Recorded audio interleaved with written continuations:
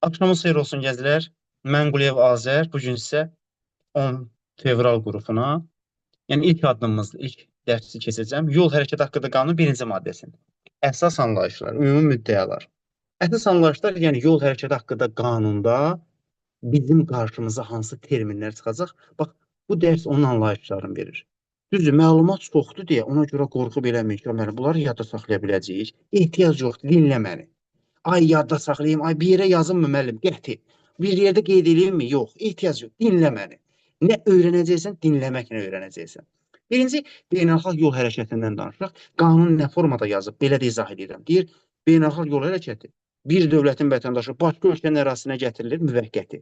Orada qeydiyyata alınmadan sadəcə tranzit yaxud da öz nömrəsi ilə hərəkət edən nəqliyyat vasitəsinin hərəkət etdiyi yol hərəkətidir. Biraz hərəkət sözü burada cümlədə o qədər işləndi. Hərəkət nədir bu müəllim burada nə danışdı? Beynəlxalq yol hərəkəti elə bir şeydir ki, fərz elə başqa ölkənin vətəndaşı öz avtomobili ilə keçir Azərbaycan Respublikasına. Azərbaycan Respublikasında yük vurur, pomidor, xiyar, kartoşka, 3 gün, bir gün qalır növbəsini gözləyir, yığıb çıxıb gedir. Gəlib burada qeydiyyata düşmür, dövlət qeydiyyat şöbəsində, dövlət yol polisində, yəni o qonaq gəlir öz avtomobili ilə. Bizim ölkəmizin də vətəndaşı o qaydada keçə bilir Gürcüstana, oradan da Rusiyaya, yaxud Ukraynaya. Həmçinin də onlar bizim ölkəmizdən keçid kimi, yəni vasitəsi, körpü kimi istifadə edə bilər. Yəni bizdən də keçə bilər İrana, oradan da Naxçıvana, oradan da Türkiyə. Onların hərəkət etdiyi yol hərəkəti, yəni həmişə o yol gedirlər. Onlar alternativ yoldan məsələn uşaq vaxtı görərdik uzun foralar gedərdi, tralleylər, böyük yük avtomobilləri. Eyni yolla gedərdilər. Onların marşrutu beynəlxalq yol hərəkətidir. Və onların üzərində öz nömrəsi olur, rus nömrəsi. Bəzən tranzit nömrə vururlar. Onlar sadəcə qeydə alınır. Yəni gömrükdən keçəndə bizim gömrük hissəsi onun üzərinə hesab vurur ki, belə bir avtomobil Azərbaycana daxil oldu, qeydə alındı. Və onlar bizim sürücümüz də ola bilər, başqasının sürücüsü də ola bilər, başqa ölkənin vətəndaşı da ola bilər. Həmin vətəndaş fərz elə Azərbaycanlıdır, gedir Rusiyaya. Məsələn, sərnişin daşıma işi ilə məşğuldur. Onda kağız daşıyıcılar olmalıdır, yəni sənədlər. Fərz elə bizim sürücülük vəsiqəmiz var, amma sürücülük vəsiqəmiz Dövlət Yol Polisinin portalında var da. Ehtiyac yoxdur ki, onu özümüzdə gəzdirək. Amma həmin sürücülük vəsiqəsinin kağızı, nə bilim, sığortanın kağızı, texniki baxışdan keçib onun o talonun kağızın üzərində gəzdirir ki, oranın polisinə təqdim edə bilsin. Çünki bizim polisin sistemində var.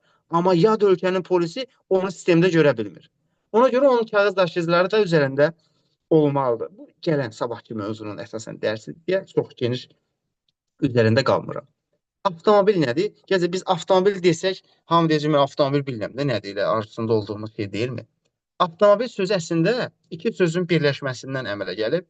Avtomobil, bu iki sözü birləşdirəndə belə özü, auto özü deməkdir, mobil də hərəkət edən deməkdir. Yəni özü hərəkət edən bir mexanizm. Amma Azərbaycan qanunvericiliyində avtomobil sözünə bir anlayış veriblər. Deyir, yollarda adamların və yüklərin daşınması üçün, yaxud adam yük daşıyan nəqliyyat vasitələrinin yediyə alınması üçün, yəni arxasına çəkib aparılması üçün bir mexaniki nəqliyyat vasitəsidir. Bax, bu anlayış biraz qəliz dillə yazılıb, indi olsun, asacaq inşallah onu. Bu anlayış, o görməmişdik də, trolleybuslar var idi, avtobus üstündə naqilləri. Trolleybusu da əhatə edir, yəni trolleybusu da avtomobil deyə bilərik.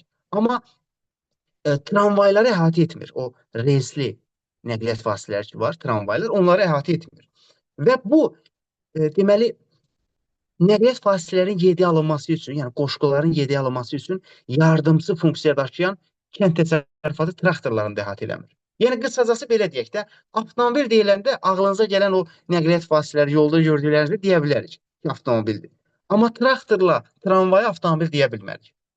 Yəni qısacası traktor və tramvay avtomobil hesab olunmur. Amma trolleybusdur, avtobusdur, məsələn, minik avtomobilidir, yük avtomobili, bunlar avtomobil anlayışına düşür. Onlar avtomobildir. Motosiklet əlbəttə ki, avtomobil deyil. Amma motosiklet də bax bu yöndə hesab olunur. Özü hərəkət eləyəndir. Aydındır. Biraz termin Viyana Konvensiyası ilə tənzimlənir. Azərbaycan onu öz milli qanunvericiliyə uyğun olaraq ona termin verib, amma çox da alındıra bilməyib. Məsələn, avtomagistraldan danışacağıq. Avtomagistralı bilirsiniz, Azərbaycanda avtomagistral 3 dənə var, amma deyə bilmərik ki, onlar əsl avtomagistraldır. Bakı-Qazax avtomagistralı, Bakı-Qazax magistralının Ələt qəsəbəsindən ayrılan Ələt-Astara magistralı Bir də Bakı-Quba. Azərbaycanı üç ölkəyə birləşdirən böyük yoldur da. Onu yəqin ki, görübsünüz. Amma əslində avtomagistralın tərifini deyəndə deyəcəksiniz, müəllim, onda bizimkilər avtomagistral deyil ki. Bu elə bir yoldur ki, bura hər yerdən təcrid olunur. Yəni termin əslində fərqli deyir. Bunu deyir ki, bu yolun qırağında yerləşən yaşayış məntəqələri, nə bilim, kənd təsərrüfatı sahələri, zavodlar filan, bu yolda hərəkət edən avtomobillərin o obyektlərlə heç bir əlaqəsi yoxdur. Yəni yolun qırağında obyekt belə görsək, o obyektdən istifadə edə bilmərik. Çünki hardan keçir ora? Ora keçməyə yer yoxdur. Hər yeri bağlayıblar. Belə deyək də, quş qutluğu ilə bu yola çıxa bilməsin. Bu yolda yolun qırağına setkalar, reşotkalar sədd çəkilir. Heyvanlar yola çıxmasın. Hansı heyvanlar? Vəhşi heyvanlar, inək, qoyun. Yəni yola çıxmasın, çünki burada yüksək sürət nəzərdə tutulub. Gediş zolaqları ilə gəliş zolaqların beton sədd, dəmir sədd, yaxud digər vasitələr ayıra bilər. Yəni maneələr olur.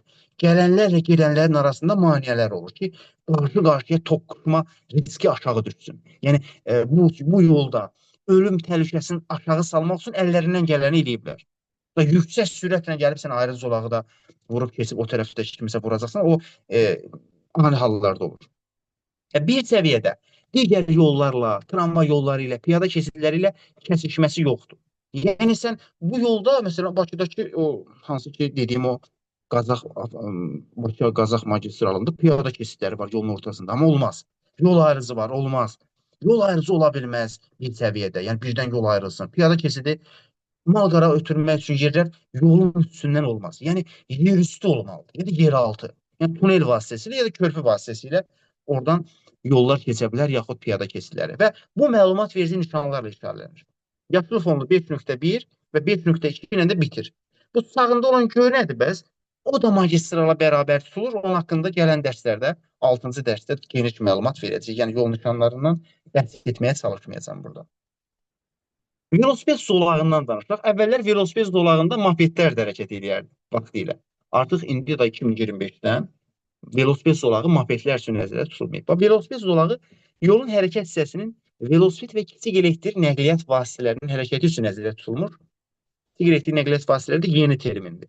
Yəni hansı ki bilirdik ki, skuterlər var idi, şəhərdə, bulvarda filan da görərdik. İndi o skuterləri daha təkmilləşdiriblər, daha ötələri girib Azərbaycana. Onun adı kiçik elektrik nəqliyyat vasitələri hesab olunur, velosipedə bir tutulur. Bax, həmin o velosiped zolaqları o iki nəqliyyat vasitəsinin hərəkəti üçün nəzərdə tutulub. Əvvəllər velosipedin zolağına işarə çəkilməzdi. İndi 1.26 velosiped silueti nişanlama xətti 69-cu maddəyə əlavə olundu. Yerə belə velosiped işarəsi çəkirlər. Bax, o nişanla işarələnmiş zolaqda onların işidir. Onlar hərəkət edir. Bəs velosiped cığırı nədir? Cığır bilirsiniz də, elə bilin ki, meşənin içində cığır. İnsanlar çox hərəkət elədiyi yerdə cığır yaranır da. Fərz meşənin içində insan cığırı görürsən, necə sevinərsən deyək ki, o uçsuz-bucaqsız meşələrdə. Velosiped cığırı da bildiyiniz odur. Yəni yoldan kənarda xüsusi velosipedə cığır yaradıblar. Bu tərifinə bax, velosiped və kiçik elektrik nəqliyyat vasitələrinin hərəkəti üçün nəzərdə tutulmuş. Yenə yerə o velosiped işarəsi çəkilmiş elə bir yoldur ki, bax bu yol ayrıca yoldur. Ayrıca yol hissəsidir. Yəni yolun içində deyil. Yəni biri var yolun qırağında ola, bir də var yol fərcə bulvarın üstündən, düz parkın üstündən velosiped cığırı çəkiblər. Yol zat yox, təkcə cığırdır. Bax bu cığır budur. Velosiped cığırı digər yoldan ya yolun eyni elementlərindən konstruksiya şəkildə ayrılır. Yəni ola bilər yolun qırağında velosiped cığırı çəkərlər, amma onun arasında bir səki yarana bilər. Yəni yolla velosipedin zolağının arasında bir səki, bir maneə, süni maneələr indi yaradıblar. Bax, ona da velosiped cığırı deyə bilər. Yəni xüsusi ayrı bir velosipedin zolağı, yolda deyil. Amma velosiped zolağı yolun içində də ola bilər. Bəs yolun hərəkət hissəsi deyiləndə nə başa düşürük? Yolun hərəkət hissəsi nəqliyyat vasitələrinin hərəkəti üçün nəzərdə tutulan hissədir. Nəqliyyat vasitəsi deyiləndə velosiped də gedir onun içində, at arabası da gedir, avtomobil də gedir, motosiklet də gedir. Yəni sırf asfalt örtük də deyə bilərik buna. Məsələn, fərz elə burada şəkil göstərmişik, düzdür? Burada sırf asfalt örtük var, boz xaç edilmiş yer. Ora yolun hərəkət hissəsidir. Hərəkət sözünün ilk hərfi indeksinə işarələnir. Yəni ağ hərflə, ağ oxla sırf yolun hərəkət hissəsini işarələnmişik. Ona H-ya qoymuşuq. H nədir? Hərəkət sözündəki ilk hərf. Hər sözün ilk hərfin onun elə bir işarəsini verir. Məsələn, səki, s, hərəkət, h, yol, y hərfi. Məsələn, zolaq, z, yəni ilk sözün ilk hərfi. Deməli, yolun hərəkət hissəsi avtomobillərin sırf hərəkət etdiyi, yəni sırf asfalt örtüşdür. H hərfi ilə işarələnir. Adətən yaşayış məntəqələrində yolun artıq qalan hissəsi ki yoxdur, həmin yeri abadlaşdırırlar. Oranı səki edirlər, səki. Səkini yerdən 20-25 santimetr hündürdə yaradırlar. Ki, avtomobil yoldan çıxanda səkidə hərəkət edən piyadanı vurmasın. Yəni, bir təhlükəsiz olsun. Yəni, bardyor olurlar da, yəni yolla səkinin arasına bardyor tikirlər, onun üstündə olur səki. Səkidə insanlar hərəkət edir. Deməli, yaşayış məntəqəsində adətən yolun qırağı səki olur. Yolun qıraq hissəsi. Səki sözün S hərfi ilə işarələyirlər. Görürsünüz, burada sarı haşiyələnmişdir. Səkidir. Bax, S. Eni 2 metr 20 sant, 1 metr. İndi Bakıda səki qalmayıb da. Meyvə tərəvəz satırlar orada. Hə, deməli, yolun qırağında qalan hissə o həmin yer səki hesab olunur. Amma yaşayış məntəqəsindən kənarda o yolun artıq qalan hissəsini ya örtüyün daş eləyirlər, ya çınqıl eləyirlər, ya torpaq olur. Ona deyirlər yol çiyini, yəni yolun çiyinləri. Yəni yolun hərəkət hissəsinin artıq qıraq qalan hissələri. Fərz elə bax, burada yolun qırağında o bu sarımtıl haşiyəlmiş yer yol çiyinidir. Bax, göy oxla işarələnir. O göy oxla işarələnən yer yol çiyinidir. Deməli, belə hesab elədik. Yaşayış məntəqəsində yolun qırağında hissəsi olan hissəni səki eləyirlər adətən. Yaşayış məntəqəsindən kənarda isə yol çiyini. Amma yol qalır yerində. İndi birdən sual versək ki, bu yol çiyinidir, səkidir, yolun tərkib hissəsi hesab olur? Əlbəttə ki. Birinci yol açırlar, deyirlər, yol açacaqlar fırdan. Gəldilər, yol açdılar. İndi o yolda başlayırlar hərəkət hissəsi yaratmağa, səki yaratmağa, yol çiyini yaratmağa. Yolun içində yaradırlar da. Bunu birinci yol açırlar. Məsələn, buldozerlər gəlir, yol açır. Sonra yolda başlayırlar piyadalar hərəkət eləmək üçün hissə, avtomobillər hərəkət eləmək üçün hissə, nə bilim, velosiped zolağı. Bunların hamısı yolun içində gedir də. Deməli, bunlar yolun tərkib hissəsidir də. Yolun içində olan şeylər səkidir, yol çiyinidir, yolun tərkib hissəsidir. Hə. Deməli, yolun hərəkət hissəsində yan-yana neçə avtomobil yerləşə bilərsə, o halda da hərəkət zolağı var. Bu adətən yolu fərz elə ki, təzə asfalt örtüyü çəkiblər, orada yeri işarələməyiblər də, yəni zolaqları ayırmayıblar ki, avtomobil zolaqları bilinmir. Yəni, bir təzə asfalt çəkiblər. Burada neçə hərəkət, yəni neçə avtomobil hərəkət edə bilər? Avtomobilləri xəyali olaraq oraya yerləşdiririk ki, neçə avtomobil yerləşə bilsə, orada o qədər hərəkət zolağı var. Hərəkət zolağı avtomobillərin rahat şəkildə yerləşdiyi yolun uzunluğuna bir zolağıdır. Hər hansı uzunluğuna zolağı, yəni qarşıya getmək üçün bir müəyyən məsafədə bir, xüsusən 3 metr 70 santa, 75 santa qədər ola bilər zolağın eni. Azərbaycanda elə zolaq 3 metr 75 sant zolaq heç yoxdur. Zolağın eni heç motosiklet yerləşənmir. Reallığı deyək də. Amma bu deməkdir ki, məsələn, fərz elə bax, bu şəkili görürsən. Bu şəkildə 4 hərəkət zolağı var. Deyəcəksiniz, müəllim, 4 hərəkət zolağı necə bildiniz? Deməli, burada zolağı işarələməyiblər. Zolağı işarələrsə nə yaxşı taparıq da, burada bir zolaq, bir zolaq, bir zolaq. Burada zolaq yoxsa yolun ortasına qoşa xətt çəkiblər ki, axın ayırır da, yəni qoşa xəttin bu sol tərəfi gələnlərindir, sağ tərəfi gedənlər. Başa düşdüm. Deməli, sağ zolaqda bir dənə avtobus dayanıb. Onun solunda iki təkərli motosiklet, yəni yan qoşqusuz motosiklet, qay motosikleti, ikisi yan-yana bir zolaqda hərəkət edir. Biz dedik ki, hərəkət zolağı avtomobilin enində rahat şəkildə hərəkət eləməsi üçündür. Demədim ki, nəqliyyat vasitəsi. Çünki nəqliyyat vasitəsi desək, motosiklet enində zolaq olmaz axı. İki təkərli motosikletlər bir zolaqda yan-yana hərəkət edə bilər, yerləşə bilər. Yəni, iki qay motosikleti bir hərəkət zolağında hərəkət edir. Ona görə orada elə bir zolaq var. Sol tərəfdə də o yaşıl avtomobil, bir də onun sağında, solunda 06 Juguli görürsünüz. Deməli, 1, 2, 3, 4 hərəkət zolağı var burada. İndi fərz elə ki, bu motosiklet yoxdur burada ikisidə. Fərz elə ki, bu motosikleti sildik, yoxdur burada, sildik. Burada heç bir motosiklet yoxdur, boşdur. Burada neçə hərəkət zolağı var? Yenə 4 dənə. Boşdur da həmin yer. Yəni, burada bir motosiklet, 2 dənə motosiklet, bir avtomobil yerləşdirə bilirsən də, boşdursa, yenə də orada bir hərəkət zolağı var deməkdir. Yəni, onu düşünməyin ki, orada motosiklet yoxsa, deməli, 3 hərəkət zolağı qaldı. Yox. Yeri boş qalıbsa, deməli, orada da bir zolaq yerləşdirə bilərik. Deməli, hərəkət zolağı avtomobillərin rahat yerləşdiyi yolun uzunluğu hər hansı bir zolaq hissəsidir. Bəs ayrıcı zolaq nədir? Anlayışlara diqqət eləsəz, elə adında baxın, adında bir açar söz var. Deyir, ayrıcı zolaq yolun ayrılmış elementidir. Çünki bu hissə yoldan hündürə qalxmış bir səddir, maneədir. Yolun ortasında yerləşərək yolu iki hissəyə ayırır. Deməli, ayrıcı zolağın məqsədi, funksiyası yolu hissələrə ayırmaqdır. Fərz elə ki, bir necə deyim, bir ayrıcı zolağı anlayışını vermək üçün həmişə bu üsuldan istifadə edirəm. Deməli, fərz elə ki, yol sizin küçənizdə, hər hansı küçəniz, sizin ev tərəfinizdə bir küçə var. Küçənin eni bir 6 metr enində küçədir. Uşaqlığınızda həmin küçədə keçib. O qədər futbol falan oynamısınız. Fərz eləyək ki, o küçənin ortasını mişar daşı ilə düzülür, kubik deyirlər, mişar daşı. Mişar daşı düzülür yolun ortasına bir 50 metr uzunluqda, tən ortaya. Araların, o iki daşın arasını bir 30-40 santimetr boş qoyuruq. Sinə torpaq tökürük, həmin o iki daşın arasını torpaq tökürük. O torpağa deyək ki, sayır əkirik, ot əkirik.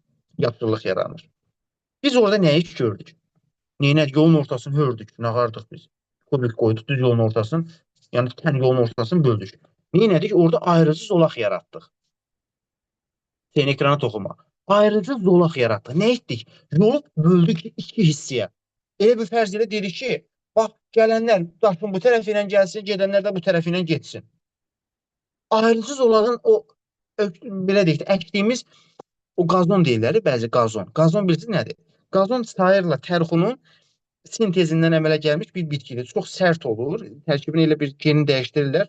Adi bizim bildiyimiz sayırdır, amma genin dəyişdirirlər. Həm yaşıl qalır, həm də şaxtaya, istiyə dözür, susuzluğa da dözür. Həm ki, yaşıl qalmaq üçün parkların örtüyünə istifadə edirlər. Ona görə onun adı qazondur. Bax, bəzən həmin o maneənin ortasına qazon əkirlər ki, maraqlı, yaraşıqlı görsənsin. Bəzən ora beton da ola bilər. Bəzən oranı səki kimi yaradırlar. Üstünə işıq dirəyi quraşdırırlar. Yəni, onun örtüyün önəmi olan qazon olsun, beton səddi olsun, dəmir ara kəsimi olsun, heç bir önəmi yoxdur. Onun adı ayrıcı zolaqdır. Ayrıcı zolaq neyinir? Hərəkət hissəsi yaradır. Yəni, yolu iki hərəkət hissəsinə bölür. Yol elə bir dənə qalır. Yol həmişə bir dənədir. Sadəcə iki hərəkət hissəsi yaranır burada. Hərəkət hissəsi, yəni ayrıcı zolaqdan sağ tərəf bir hərəkət hissəsi, ayrıcı zolağın solunda da bir hərəkət hissəsi. Adətən ayrıcı zolaq həm də axını bir-birindən ayırır. Gedənlərlə gələnlərin arasına bir sədd çəkir. Səddir də bunun adı. Aydındır. Fərz edək, yuxarı şəkildə görürsünüz, ayrıcı zolaq neyinir? İki zolaq gedir, iki zolaq gəlir. 4 zolaqlı yolu iki hissəyə ayırır. İki axın ayırır. O bunun funksiyanı yerinə yetirir. Deməli, yol ayrıcı nəyə deyilir? Yol ayrıcı, qanun deyir ki, yolların bir səviyyədə kəsişməsi, bir yerdən şaxələnməsi, yaxud bir yerdə birləşməsi və bu birləşmədən əmələ gələn əraziyə yol ayrıcı deyilir. Yəni, qısacası belə deyək də, yollar gəlib bir yerdə kəsişir. Yol əlbəttə ki, öz-özünə gəlmiş, yolu çəkənlər edir də bunu. Yəni, yol ayrıcı yaradırlar ki, buradan Xasun arxına gedək, buradan Cəllabada, buradan Biləsuvara, buradan Masallıya yol ayrılır da. Həmin o yol ayrıcı bir səviyyədə ayrılır. Bir səviyyədə nə başa düşürük? Yəni, bir asfalt örtüyündən ayrılır da, sağa, sola. Fərz aşağı şəkildə 3 yol şaxələnib. Həmin bu 3 yol gəlib burada birləşib. Bu birləşdiyi yerə yol ayrıcı deyilir. Yəni, yol ayrıcı həmişə birdən olur. Yəni, buradan yol ayrılıb. Sağa, sola, qarşıya, arxaya. 3 yol, 3 istiqamətdə yol ayrılıb. 3 istiqamətdən yol gəlib burada birləşib. Nə formada deyirsiniz, nə formada yadda saxlayırsınızsa. Yol burada birləşib, buradan ayrılıb, buradan parçalanıb. O əmələ gələn ərazi yol ayrıcı hesab olunur. Desəm ki, bir səviyyədə ayrılan, deyəcəksiniz, bir səviyyədə ayrılan nədir, bir səviyyədə olmayan nədir? Bir səviyyədə olmayan yol kəsişməsi odur ki, körpü vasitəsilə yolun üstündən yol çəkirlər. Bu yol ayrıcı deyil ki. Bu bir səviyyədə ayrılan yol ayrıcı deyil ki. Yəni, yolun üstündən yol örtülüsü deyirlər buna. Körpü kimi yol ayrılıb, yol üstündən gedir. Bu yol ayrıcı deyil, bir səviyyədə deyil. Bu yol ayrıcı deyə bilmər. Yol ayrıcı odur ki, bir yerdən ayrılıb. Bəs kəsişmə nədir? Kəsişməni həmişə, tərəflər həmişə qaranlıq, çətinlik çəkirlər ki, kəsişməni yadda saxlamaqda. Kəsişmə odur ki, yol ayrıcı, o hərəkət hissələri var, dedimi, hərəkət hissəsi. O hərəkət hissələri kəsişmə yaradır. Bunun ən qısa bir versiyanın əvvəllər dərsi bu formada keçərdim. Sonra istədim biraz dəri bir rahat üsulun insanlara öyrədən. Gördüm insanlar dolaşır. Bax, fərz eləmişə bunu deyirdim əvvəldən. Elə bir bəy gəlin toy başlayanda bəy gəlin gəlir, lenti kəsirlər. İndi bilmirsən adətən nə deyən, nə anlayış ifadə edir, bilmirəm. Deməli, bəy gəlin gəlir, lenti belə kəsir. Bir buradan kəsir, bir də buradan. Bu lenti də qoyur padnosa, 5 manat da pul verir. O padnosçu da o lenti götürür, aparır, atır zibil qabına, hara filan. Bilmir nə oldu, nə baş verdi. Hər qərəz. İndi fərz elə ki, deməli, bizim yolumuz var burada. Bax, o bizim yolumuzdur. Sızdıram, bax, yolu çiz. Bu bizim yoldur da, elə bir soldan gəlib sağa gedir. Bizim yolumuzu iki dənə hərəkət hissəsi gəlib kəsir. Baba, bir buradan kəsdi. İki dənə hərəkət hissəsi kəsdi də. Yəni ortada ayrıcı zolaq var axı. Bir də buradan kəsdi. Elə bir iki dənə düzün qoydu yolumuza. İki dənə iz qoydu. Düzün yaratdı. Bir burada nöqtə yaratdı. Bir də burada. İndi buranı silirəm. Həmin onun izi sarı ox qaldı. Sarı tor. Sarı tora bax. Sarı tor elə bir ki, kəsişmə yarandı orada. Sarı tor kəsişmə yarandı. Bəs bu kəsişmə nədir? Nə yaratdı bunu? Əlavə hərəkət hissəsi gəldi, yaratdı. Yəni, iki dənə yerdən yolumuzu kəsdi. İki kəsişmə oldu. Birinci kəsişmə, ikinci kəsişmə. Bu kəsişməni ona görə sizə izah eləməyə çalışıram ki, gələcəkdə biz bundan istifadə eləyəcəyik. Ona görə, əslində deyirsiniz, müəllim, mən qayda öyrənməyə gəlmişəm.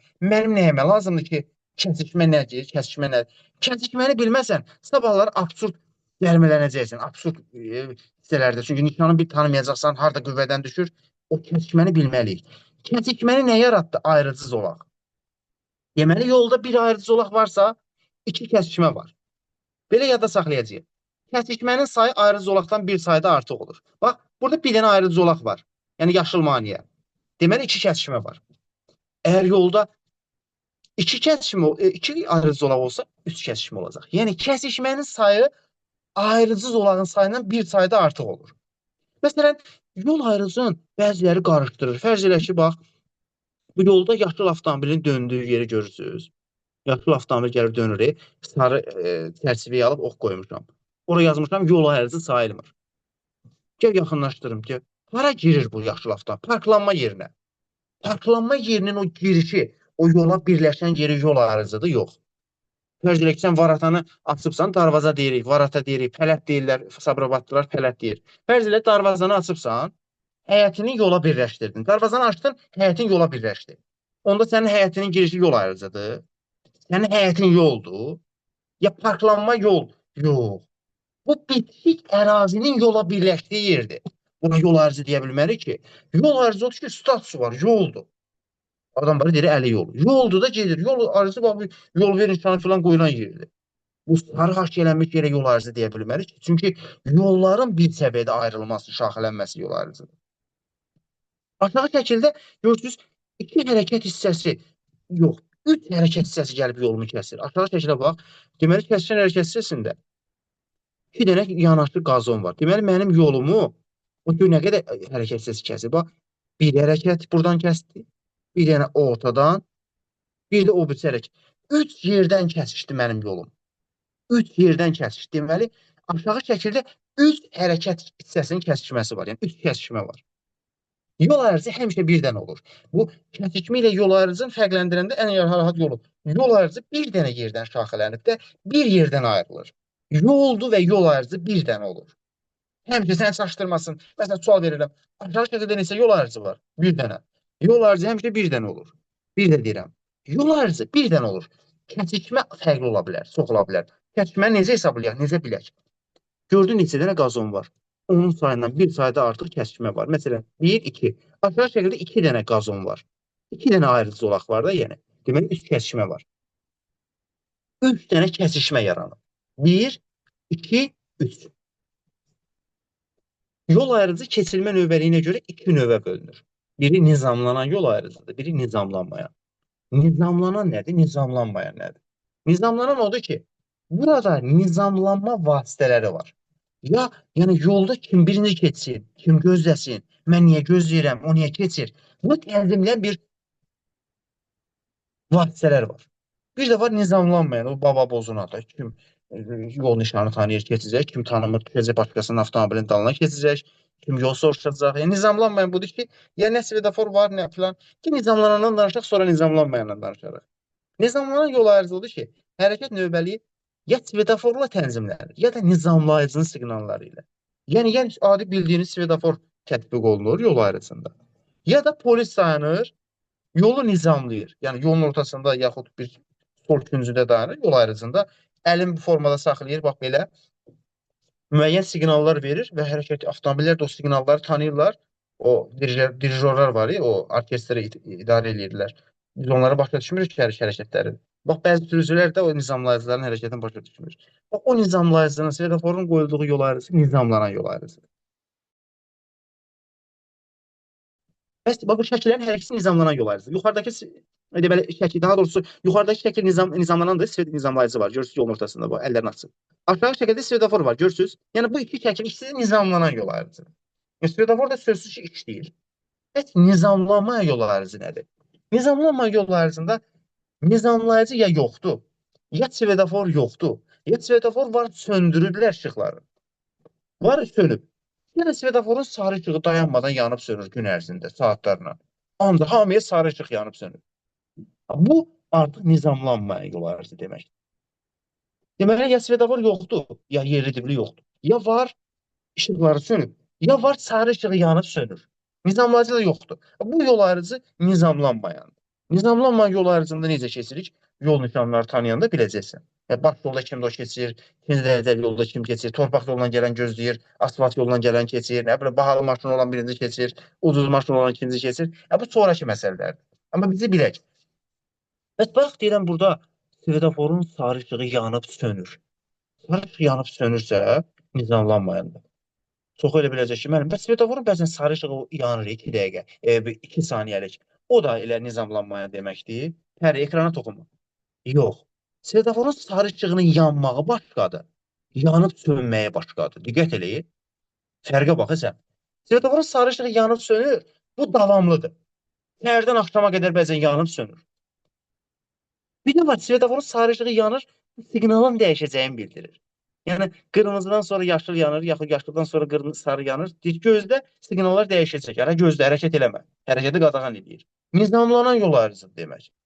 Deməli, diqqət elə. Svetoforun sarı işığı yanmağı başqadır, yanıb sönməyə başqa.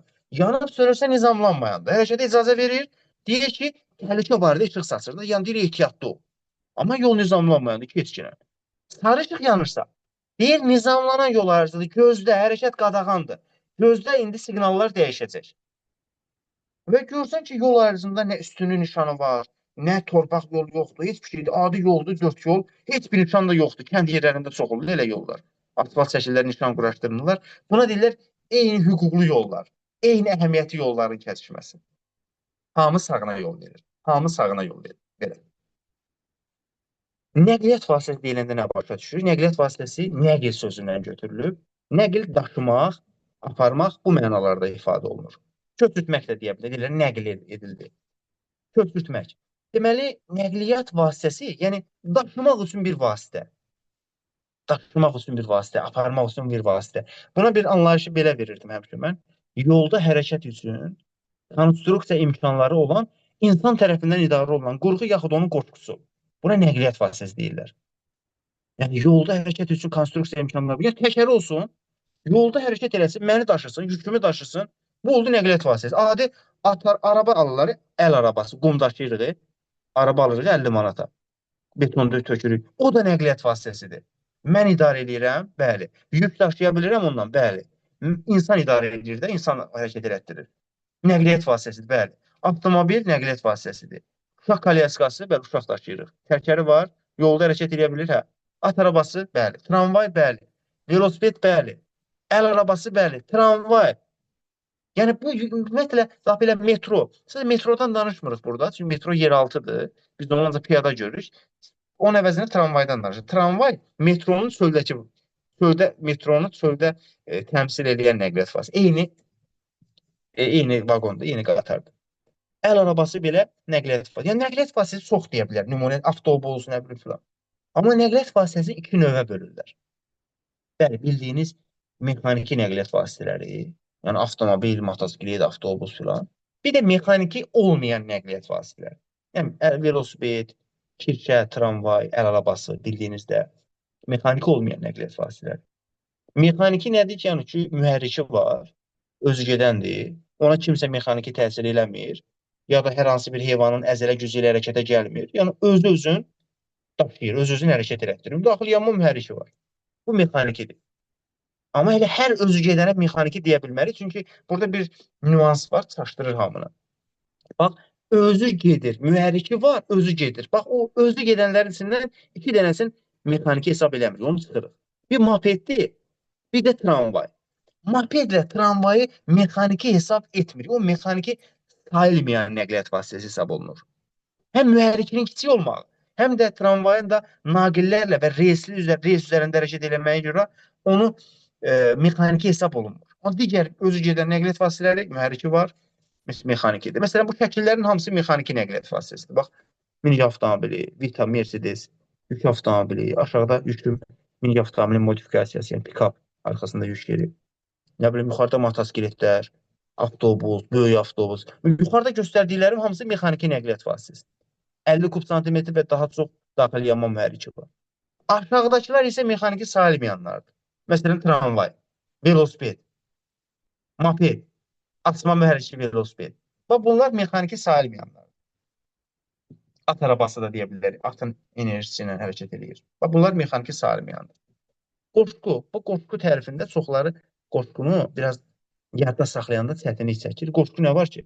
Qoşqu yalnız mexaniki nəqliyyat vasitələri ilə yediyə alınmaq üçün nəzərdə tutulan nəqliyyat vasitəsidir. Bax, qoşqu sözü budur ki, arxa tərəfdən qoşulur bizə. Avtomobilin arxası tərəfdən yedəyə alınmaq. Yedək adətən ehtiyat mənasında işlənilir. Azərbaycan dilində yedək sözü ehtiyat deməkdir. Yəni, o deyir arxaya, arxa günümüzə. Yedək, yəni daha günə saxlamaq, ehtiyata saxlamaqdır, arxa günümüzə də. İndi yediyə almaq, yəni arxaya almaq mənasındadır. İndi ruslarda əvvəlləri buksir deyirlər, buksir almaq. Hə, bu yedək, o buksir deyilən buksir. Yediyə alınmaq, yəni mexaniki nəqliyyat vasitələrinin arxa tərəfdən qoşulan və orada da yük daşıyırlar, orada da müəyyən yük daşıyırlar, bu bunun üçündür. Yuxarıda göstərdiyim o lapet var, göy rəngdə, o qoşqudur. Bəs bu yarım qoşqu nəyə deyilir? Yarım qoşqu. Yarım qoşqu avtomobillərə birləşdirilərək bir hissəsi qoşulduğu avtomobilə söykənir. Yükünün xeyli hissəsinin, yaxud özünün xeyli hissəsini o qoşulduğu avtomobilin üzərinə salan hər hansı nəqliyyat vasitəsidir, hər hansı bir qoşqudur. Deməli, qoşqu ilə yarım qoşquda fərq budur ki, yarım qoşqu özünü bəzən o bəzi qohumlar kimi yükün bizim üstümüzə yıxır da, belə deyək də. Özün də, yükün də bizim üzərimizə yıxır. Biz onu daşıyırıq. Məsələn, arxa tərəfdən qoşulmur. Qoşqu avtomobillərə üç tərəfdən qoşulur. Aşağı şəkildə göstərdiyim hamısı bu yarım qoşqudur. Nə olsun ki, bu təhlükəli, məsələn, bir ton daşıyan yük avtomobilidir. Üstdən qoşulur avtomobilə özün. Yükün də xeyli hissəsinin qoşulduğu o daxqı funksiyasını yerinə yetirən. Yaxud bu daymanlar var burada xüsusi. Bunlar xüsusi yük daşıyan nəqliyyat vasitələri yarım qoşqudur. Qoşqunun qabağında belə buynuz olur. Arxadan avtomobilə bağlanmaq üçün. Bax. Bundan varsa demək bu qoşqudur. Qoşqunun tərifi nədir? Qoşqu mexaniki nəqliyyat vasitələri ilə yediyə alınmaq üçündür. Yarım qoşqu nədir? Avtomobillərə birləşdirilir üst tərəfdən. Özünün və yükünün xeyli hissəsini həmin avtomobilin üzərinə salan hər hansı bir qoşqudur. Və bu yarım qoşqu və bu qoşqular, əlbəttə ki, bunu sən özün öz başına yarada bilməzsən, öz başına bunu istehsal edə bilməzsən. Bunlar dövlət qeydiyyatına alınır. Özünə məxsus nömrəsi olur, işıqları olur, işıq qaytarıcısı olur, tormoz sistemi olur. Əlbəttə ki, bəli, satışı var bunun, texniki pasportu var, nömrəsi var. Bəli, bir dənə biz onu daşıyırıq. Bunu öz başına, onu aldınsa bu 10 gün ərzində bunu qeydiyyatdan keçirməlisən və s. və axır. Uzunölçü nəqliyyat vasitəsi deyilir.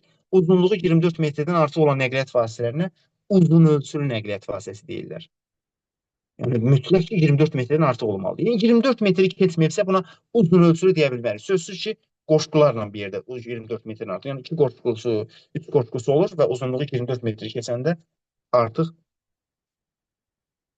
aşağıda mesaj yazmayın. Cavab bəy, izah eləyəcəm. Sualınızı saxlayın, axırda verərsiniz. Axırda şərh verəcəm. Hamı sual verəcək. Deməli, 24 metrdən artıq nəqliyyat vasitəsi uzunluğu 24 metrdən artıqsa, bu uzun ölçülü hesab olunur.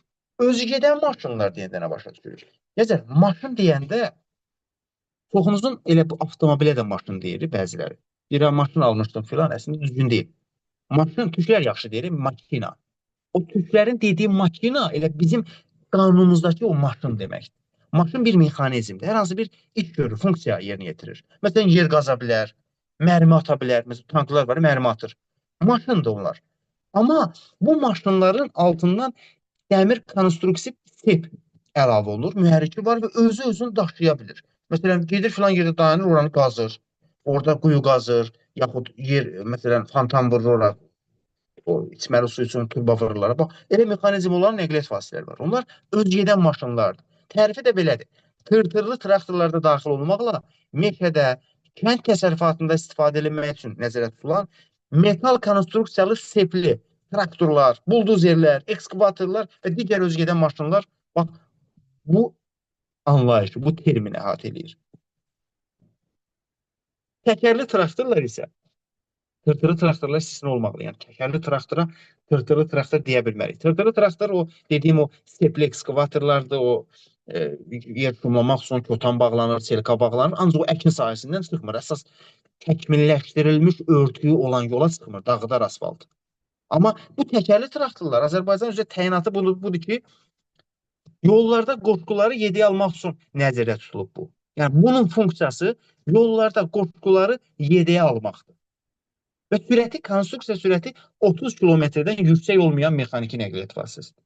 Yəni traktor mexaniki nəqliyyat vasitəsidir və funksiyası təyinatı 30-dan yuxarı olmamaq şərti ilə, yəni onun sonra mexaniki sürəti 30-dan artıq olmur. Konstruksiya sürəti. Və məqsədi funksiyası qoşquları yediyə almaqdır. Məsələn, bir yazır, müəllim, o traktorun arxasına kotan qoşub yolda sürmək olar, olmaz. Traktorun altını arxasına kotan qoşub kumlaya bilərsən, amma yola çıxa bilməz o. Çünki yolda bu sırf qoşquları yediyə almaq üçün nəzərdə tutulur. O kotan bağlanmalıdır, başqa bir vasitə ilə daşınmalıdır. Bunun arxasında yola çıxanmaz, o qədər təhlükəli qəzalar olur, arxadan gəlir çırpılır. Çünki həmin o kotan, hansısa bir vasitə bunun arxa qabaret işıqlarını tutur, arxa görüntüsünü məhdudlaşdırır. Sutkanın vaxt, qaranlıq vaxtı ümumiyyətlə təhlükəlidir. Yəni bunun təyinatı ona görə də yol patrul xidməti həmin traktoristlərə cərimə yazırlar. Trisikl sözü. Gənclər, burada nəqliyyat vasitələri var. Trisikıldır, kvadrosikldır. İndi buradakı anlayışlarını göstərəcəm də. Yüngül kvadrosikldır, hətta moped. Bunların anlayışını dərsin kursun axırında burada daha geniş məlumat verəcəm. Ona görə indi mən burada danışacağım bunların sürətindən, mühərrik həcmlərindən, amma onlar hələ ki bu dərsə aid deyil. Məlumat verəcəm anlayış olaraq, amma bilin ki, bunu dərsin, kursun axırında kateqoriya dərsi ilə bir yerdə keçəcəyik. Ümumiyyətlə danışaq trisikldan. Yəni trisikl, ümumiyyətlə bu trisikl, kvadrosikl Yunan sözləridir. Tri 3 deməkdir, Yunan sözüdür. Kvadro 4 deməkdir. Məsələn, trisikl 3 təkəri nəqliyyat vasitəsi deməkdir. Sürəti də 50-dən yuxarıdır. İşçi həcmi də, yəni 50 kub santimetrdən çoxdur, 125 kub santimetrə qədər. Yəni mühərrik həcmi budur. Sürəti də 50-dən yuxarıdır. Ümumiyyətlə motosikletlərə aid edilir, 90-a qədərdir sürət. Orta uzunluğa müstəviyə simmetrik yerləşən 3 təkərdən ibarətdir. Yəni bir dənə tək təkər 2 təkərin tən ortasında ya arxada ola bilər, ya da qabaqda. Məsələn, sol şəkildə Qüdrətin motosikletindəndir də. Bax, burada bir dənə tək təkər arxadakı 2 təkərə simmetrik qabaqda yerləşdirilir. Amma sağ tərəfdə o qızın sürdüyü də trisikıldır. Onda isə arxa tərəfdədir, skuter oxşayır. Bu dənizdə idarə etməyə üçün olanına oxşayır. Deməli, bunlar hər ikisi trisikıldır. A1 kateqoriyasında sürülür. Motosikletə bərabər tutulur. Bir də var 4 təkərli motosiklet. Buna yüngül kvadrosikl deyirlər. Kvadro 4 deməkdir. Yəni yüngül 4 təkərli nəqliyyat vasitəsi 350 kiloqrama qədər olur maksimum. 50 kub santimetrdən də çox olmur. Mühərriki kiçikdir, moped qədərdir. Mopeddən də azdır. 45, 40, 55, 50-yə qədər olur mühərrik həcmi kiçikdir. Mühərriki kiçikdir, kütləsi də 350 kiloqrama qədərdir. A1 kateqoriyası ilə sürülə bilər. Bir də var adi kvadrosikl. Yəni bunun qabağına yüngül sözü yazılmır. Kvadrosikl deyək. Yəni 4 təkərli nəqliyyat vasitəsi. Minik avtomobilinə bərabər götürür qanun bunu. Yəni B kateqoriyası alsanız bunu da sürə bilərsiniz. Xanımlar da sürə bilər aşağıdakı. Yəni B kateqoriyası ilə sürünə bilər. Çünki B-nin içində B1 də olur. Siz sabah B kateqoriyası alsanız B1 kateqoriyası da ala biləcəksiniz. İçində B1 də olacaq. İndi kateqoriya dərsində geniş izah verəcəm anlayış olaraq. Bax bu adi kvadrotsikllar 400 kiloqrama qədər olur. Minib sürmək üçündür. Bunun yük daşımaq üçün olanları da var. Onun kütləsi biraz artıq olur. 550 kiloqrama qədər olur. 15 kilovatdan çox olmur. Yəni ümumiyyətlə verdiyi enerji 15 kilovata qədər olur. Və B1 kateqoriyası ilə idarə olunur. Minik avtomobilə bərabərdir. Yəni 90-110 da sürmək olar. Minik necə bu da elə. Bir də var moped. Əvvəllər çoxu deyir ki, mən moped axı indi vəsiqə elə bilirlər, xeyr. Moped 50 kub santimetrdən çox olmayan, sürəti də 50-dən yuxarı olmayan 2 və 3 təkərli nəqliyyat vasitəsidir. Asma mühərriki velosipedi mopedə bərabər tuturlar. Yəni sağ tərəfdə asma mühərriki velosiped görürsünüz. Deyəcəksiniz, müəllim, asma mühərriki velosiped nədir, nə olan şeydir? Adi velosipeddir, pedalla hərəkət edir.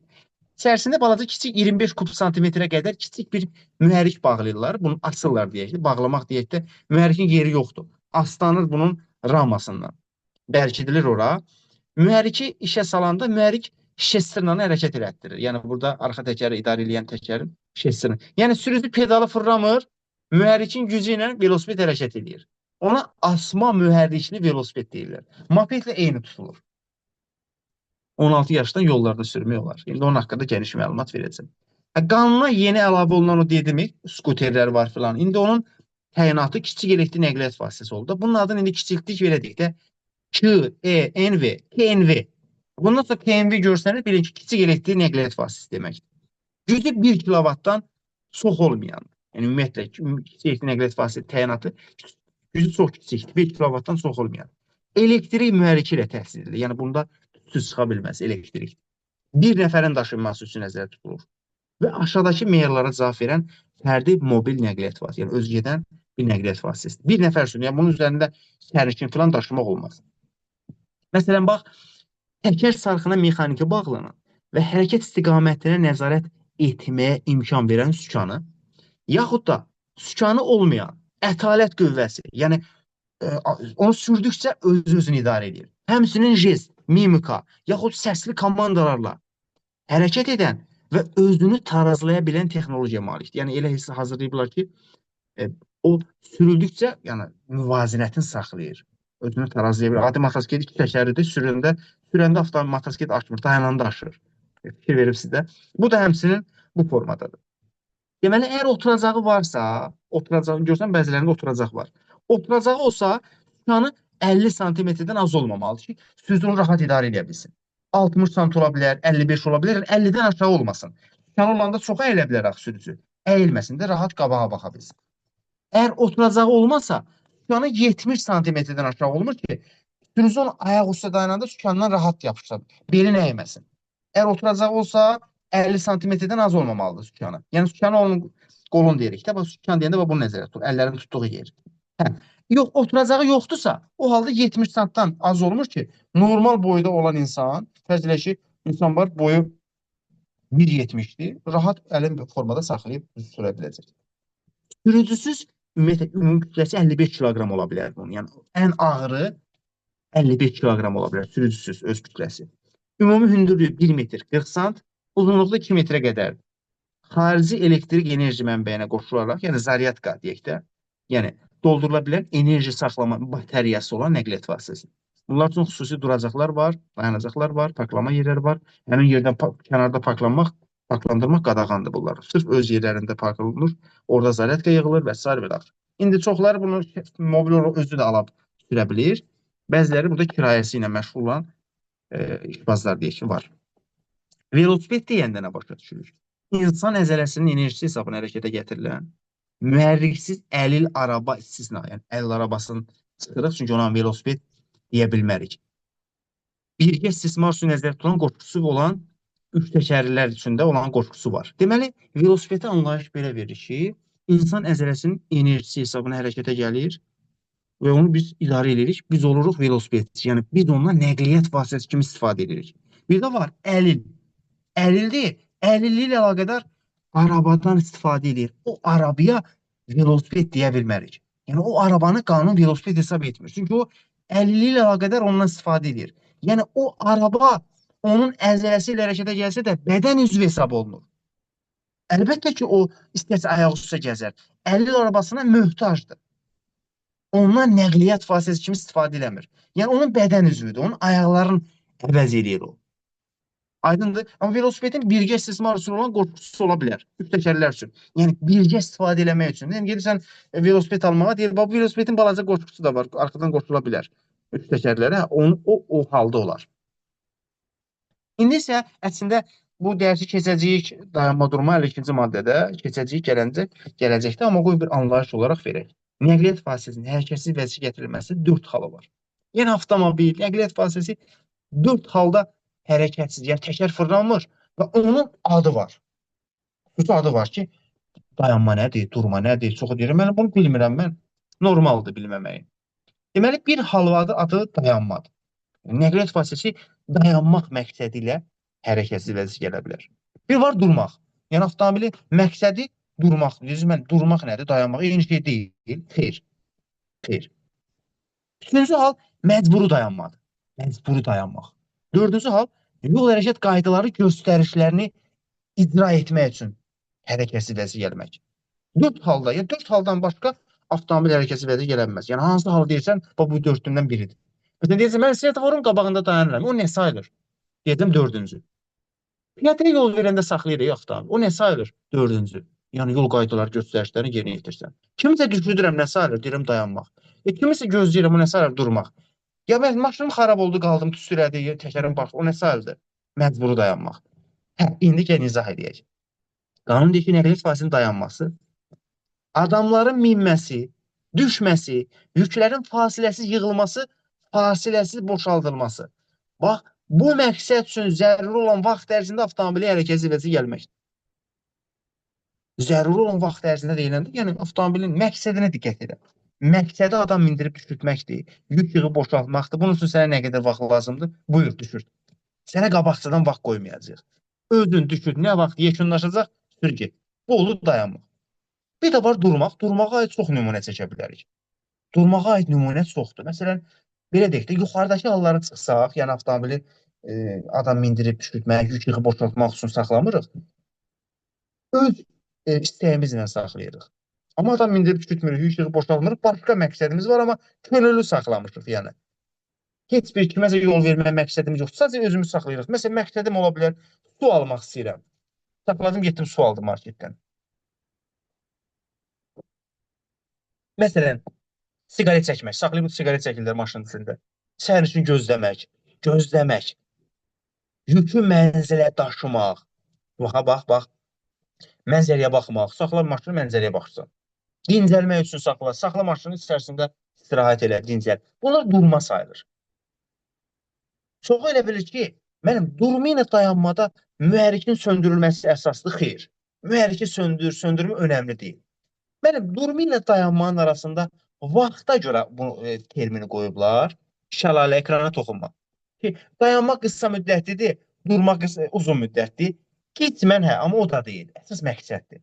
Çünki mən adam mindirib düşdü. Məsələn, yük yığıb boşaldıram 50 dəqiqəyə. 50 dəqiqə, məsələn, müştəridaşı, blok deyirlər, tikinti materialı. Blok gətirərəm, dayanmadan boşaldıram yarım saata. Amma mən duraram 1 dəqiqəyə. Durma dayanmadan qısa olar. Onda necə olsun? Deməli, əsas məqsəddir. Məqsədi baxırsın. Əgər adam mindirib düşürtmür, yük yığıb boşaltmırsa, öz istəyi ilə saxlayıbsa, deməli, bu durmadır. Yox, məqsədi adam mindirib düşürür, yük yığıb boşaldır, bu dayanmadır. Başqa hal var. Məsələn, məcburi dayanma. Bu nədir bəs? Bu texniki nasazlıq səbəbindən, dağılma təhlükəsi olan yükü bağlamaq səbəbindən, sürücünün yaxud sərnişinin səhhətində ani narahatçılıq səbəbindən sürücünün nəqliyyat vasitəsinin hərəkətsiz vəziyyətə gətirməsidir. Yəni, burada problem var. Ya avtomobil xarab olur, ya təkər partlayır, ya benzini bitir, ya mühərrikindən nasazlıq yaranır, ya da sərnişinin özündən şəlalə ekrana toxunma. Bir dəfə dedim, axı ekrana toxunma.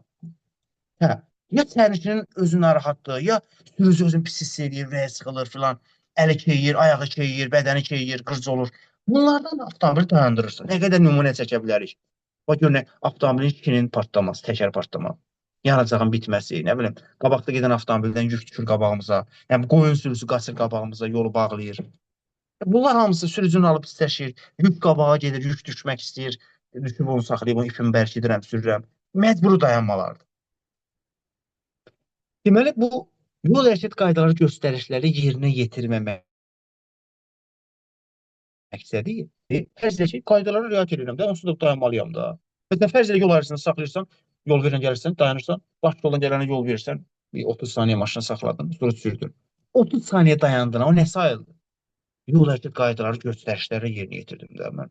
O dayanmalıyam da, yol verirəm axı. Ya piyada keçidində dayandın, piyada keçdi, sürdün. O 3 saniyə dayandın, o nə sayıldı? Yol qaydalarına riayət elədi. Ya küçəni keçən görmə qabiliyyəti tam məhdud insandır. Əsanı qaldırdı, yol istədi, yol verdin. Bu. Ya geriyə dönəndə qarşıdan gələni buraxdın. Ya bunlar hamısı tıxac zamanı, svetoforun qırmızısı hərəkət prosesi sayılır. Yol hərəkət qaydaları, göstərişlərini yerinə yetirmək sayılır. Tıxac zamanı gözləmək, svetoforun qadağa siqnalında gözləmək, nə bilim piyada keçidində piyadaya yol vermək. Bunlar hamısı yol hərəkət qaydaları, göstərişlərini yerinə yetirmək. Parklanma deyiləndə nə başa düşürük? Parklanma nəqliyyat vasitəsinin parklanma yerində durmasıdır. Durması. Avtomobil apardın, parklanma yerinə saxladın, durdun da, yəni adamı düşürtmürsən ki, saxladın, düşdün, getdin, geçində avtomobil oturdun, istirahət elədin, bu durma sayılır. Yəni parklanmış hesab olunur avtomobil. Parklanma yeri deyiləndə nə başa düşürük? Parklanma yeri yaşayış məntəqələrinin hüdudlarında. Adətən yaşayış məntəqəsində olur da parklanma yeri. Bakının bütün indi hər yeri zəbt ediblər. Avtomobil yolunun hərəkət hissəsində, yaxud ona bitki hissədə, yəni səkinin üzərində nəqliyyat vasitələrinin durması üçün ayrılmış, müəyyən edilən qaydada işarələnmiş və təhsil edilmiş yerdir. Təhsil edilmiş odur ki, yəni nişanlama xətti ayrılır ki, bu sənin, bu sənin. Ya orada SMS göndərmək üçün lövhələr qoyulur, yaxud nişanlar qoyulur. Avtomobil nə formada dayansın, ora işarələr qoyulur, ya bu təhsil edilmiş budur. Yoxsa elə hər boş ərazini parklanma yeri deyə bilmərik. Parklanma məntəqəsi deyiləndə nə başa düşürük? Avtomobil yolunun hərəkət hissəsində ya da ona bitişik hissədə nəqliyyat fasilələrinin durması üçün ayrılmış bir neçə parklanma yerinin və yaxud xidməti parklanma yerinin olmasıdır. Parklanma məntəqəsi, yəni odur ki, orada bir neçə avtomobilin parklanması üçün xüsusi yerdir. Yolun qırağında da ola bilər, yoldan kənarda da ola bilər. Bir 10 metr, 20 metr aralıqda da ola bilər. Məsələn, indi molların altın parklanma məntəqəsi edirlər. Bax, girirsən molun altına, bax, o da parklanma məntəqəsi sayılır. Bəs burada belə bir söz dedik, xidməti parklanma yeri. Bu qanun yeni salındı. İndi tutaq ki, icra hakimiyyəti orqanı, yaxud digər mühüm dövlət orqanlarının öz sürücülərin, öz əməkdaşlarının avtomobillərindən kənar avtomobillər gəlib orada saxlayırlar. Onlar deyə bilmir ki, qardaş, avtomobili buradan götür. Çünki o sürücü deyir, qardaş, yerdir də, burada qadağan deyir ki, mən də saxlayıram. Harada yazılıb ki? Yəni, bu qaydaları nizama salmaq üçün belə bir termin yaradıblar ki, həmin yer xidməti parklanma yeridir. Başqa sözlər orada parklanmasın. Yəni, sırf həmin idarələrin insanları, həmin idarələrdə işləyən şəxslər gəlib parklansın. Xidməti zərurətlə əlaqədar. Dövlət orqanlarının istifadəsində olan, dövlət orqanlarının əməkdaşlarına məxsus olan avtomobillərin ya da ümumiyyətlə dövlətin xüsusi avtomobillərinin parklanması üçün. Ola bilər şəxsi, məsələn, tutaq ki, əməkdaşdır, yaxud icra hakimiyyəti işçisidir. Onun özünün avtomobili gətirib həmin yerdə parklandırır, ödənirsiz sözsüz ki. Bir də var ki, həmin idarəyə məxsus xüsusi avtomobildir. Yəni, dövlətin avtomobilidir. Onun da, məsələn, seriyası D ilə başlayırsa, T ilə başlayırsa, FK, bax, bu seriyalarla başlayırsa, həmin nəqliyyat vasitələrinin parklanması üçün olan yerdir. Və həmin yerdə pulsuz, ödənişsiz parklanırlar, həmin sürücülərə aid. Başqaları gəlib həmin yerdə parklansa, yəni digər seriyalar olmayan, həmin orada işləməyən insanların avtomobilləri cərimələnəcək. Məhdudiyyəti görünmək şəraiti deyiləndə nə başa düşürük? Duman, yağış, qar və başqa şəraitdə, habelə toranlıqda yolun 300 metrdən az məsafəsinin görünməsi. Məsələn, məhdudi görmək şəraiti deyirlər, hava şəraiti yağmurlu keçəcək. Şərait sözü var orada. Məhdudiyyəti görünmək şəraiti odur ki, yəni bu hava şəraitində nəsə mən rahat görə bilmirəm, uzaq məsafəni görənmirəm. Havada nəsə var elə bir. Havada nə ola bilər? Ya dumandır, ya yağış yağır, ya qardır, ya da başqa şərait. Başqa, məsələn, tüstü ola bilər. Məsələn, burulğan ola bilər, toran ola bilər, tornado ola bilər. Yaxud o ağacların tozlanma prosesində olur, hər yeri duman bürüyür. Yaxud toranlıq ola bilər, siskin ola bilər. Bunlar şərait ola bilər ki, havada məhdudiyyət yaransın və 300 metrdən az məsafəni görəsən. 300 metri görürsənsə, məhdudi görünmə şəraiti deyil. Bir də var ki, yolun məhdud görünüşlü sahəsi. Bu, məsələn, bu elmin terimdə yoxdur. Amma bunu biz öyrətməliyik ki, sabah testləri rahat tapa bilək. Yolun məhdud görünüşlü sahəsi sözü, yolun artıq burada şərait sözü yoxdur. Yol məhdud görünür. Deməli, yolun relyefi əyridir. Təhlükəli döngədir, ya yoxuşdur, hər nə səbəbdənsə, mən yolu rahat görə bilmirəm, axıra qədər görə bilmirəm. Yəni, yol dönüb elə bir, əyridir. Yəni, yolun qabarıq əyintili yerlərində, yoxuşun sonunda sürücünün 100 metrdən az məsafəsini görməsidir. Yolun məhdud görünüşlü sahəsi. Şərait yox, sahəsi, ərazisi yəni. Yol nəqliyyat hadisəsi. Çoxu deyir ki, müəllim, mənə bunu izah eləyin. Yol nəqliyyat hadisəsi nədir? Yəni, yol nəqliyyat hadisəsi, bax, çoxu düşünür ki, bax, başınıza elə qəzalar gələ bilər ki, siz yolda yol polis saxlaya bilər, deyər ki, sən qəza törədibsən, yaxud bunu sən niyə bizdən gizlədibsən? İndi bilirsiniz də, hadisəni gizlətmək 327.4-də 100 manat cəriməsi var, hətta balı da var. Amma bir də var, hadisə törətməmişəm, yol nəqliyyat hadisəsi deyil, axı bunun sənə aidiyyəti var. Yaxud da bunu cinayət işi ilə də bunu bağlaya bilərlər ki, bəlkə sən adam vurub qaçıbsan. Yəni, bilməlisən yol nəqliyyat hadisəsi nədir? O termini bilməlisən. Yol nəqliyyat hadisəsi, bax, yollarda, küçələrdə, meydanlarda, dəmir yol keçidlərində, yəni avtomobilin hərəkət etdiyi bax bu yerlərdə hərəkəti prosesində baş verən və nəticədə insanların həlak olmasına, xəsarət almasına, yol qurğularının, yaxud insanların əmlakına, mal qarasına ziyan dəyməsi ilə nəsilən hadisəsidir. Diqqət edin, gör nələr saydıq. Deməli, birincisi, hadisə hər nə olursa yolda baş verməlidir, küçədə baş verməlidir, meydanda baş verməlidir, dəmir yol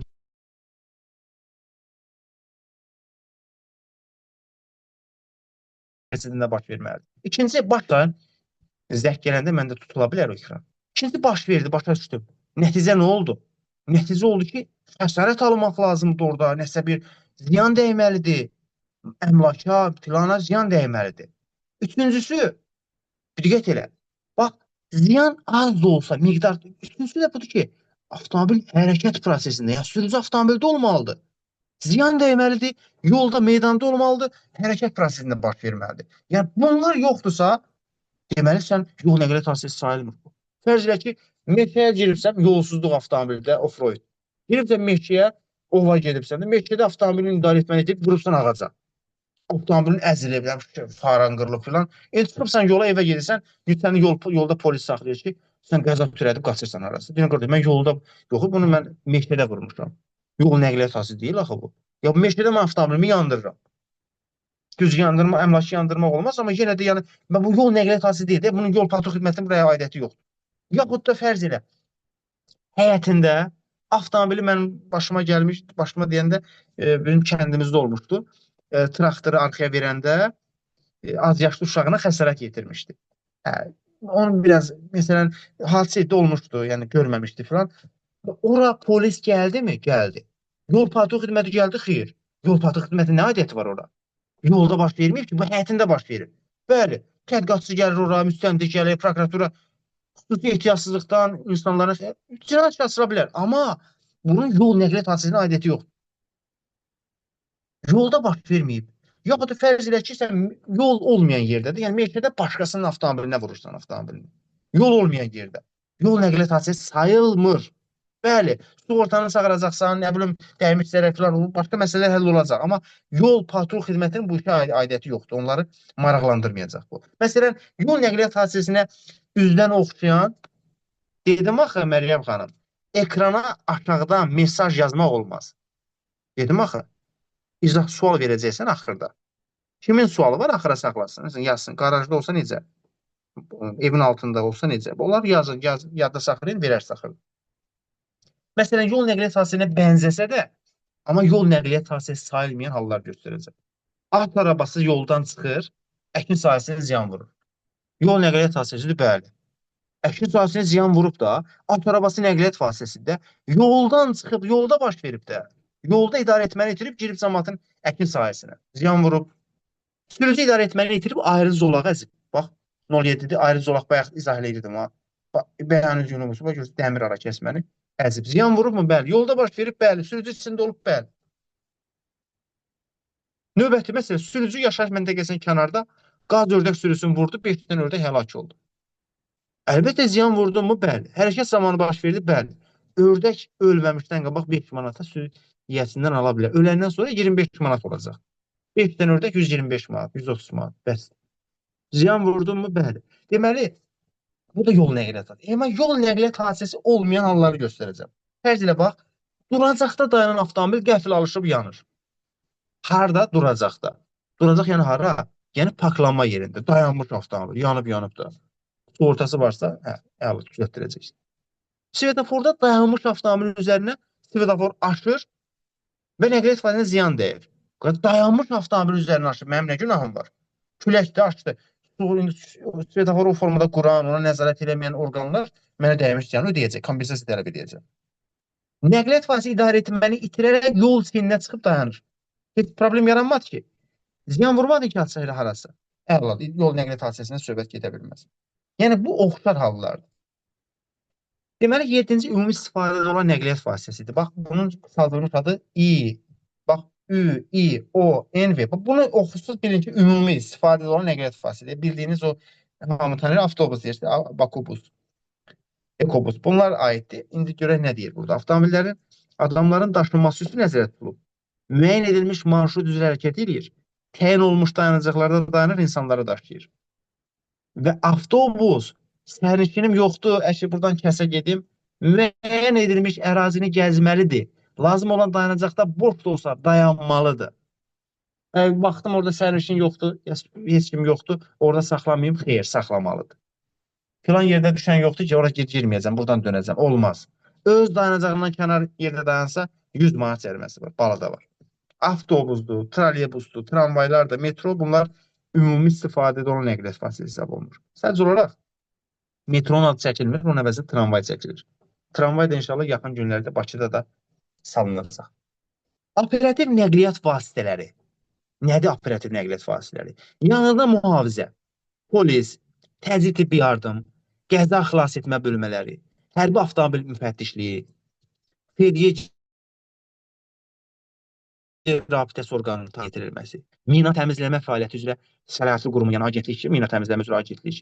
Onun mina təmizləmə əməliyyatlarında o söhbət o mina təmizləyən mexanizm özü gedən maşından getmir ha.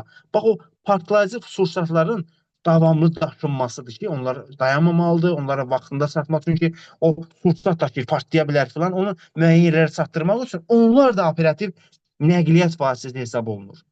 Pul mədaxilinin daşınması, inkassasiyası, qiyməti yüklərin daşınması, ali vəzifəli şəxslərin mühafizəsi, yəni prezident mühafizəsi olsun, yaxud müəyyən ali vəzifəli şəxslərin mühafizəsində istifadə olunan həmin o nəqliyyat vasitələri. Milli operatora məxsus olan portun daşınmasında istifadə edilən nəqliyyat vasitəsi. Hansı ki, üstündə xüsusi qrafikalı sxemlər, yazılar, tanınma nişanları, xüsusi işıq və səs siqnalları ilə təchiz edilmiş avtomobillərdir. Məsələn, Daxili İşlər Nazirliyinə məxsus yol patrul xidməti, post patrul xidməti, sivil polis alayına məxsus olan bu avtopatrullar. Təbibə məxsus ambulans deyək də, təcili tibbi yardım avtomobilləri. Könül demişlər, skora pomp.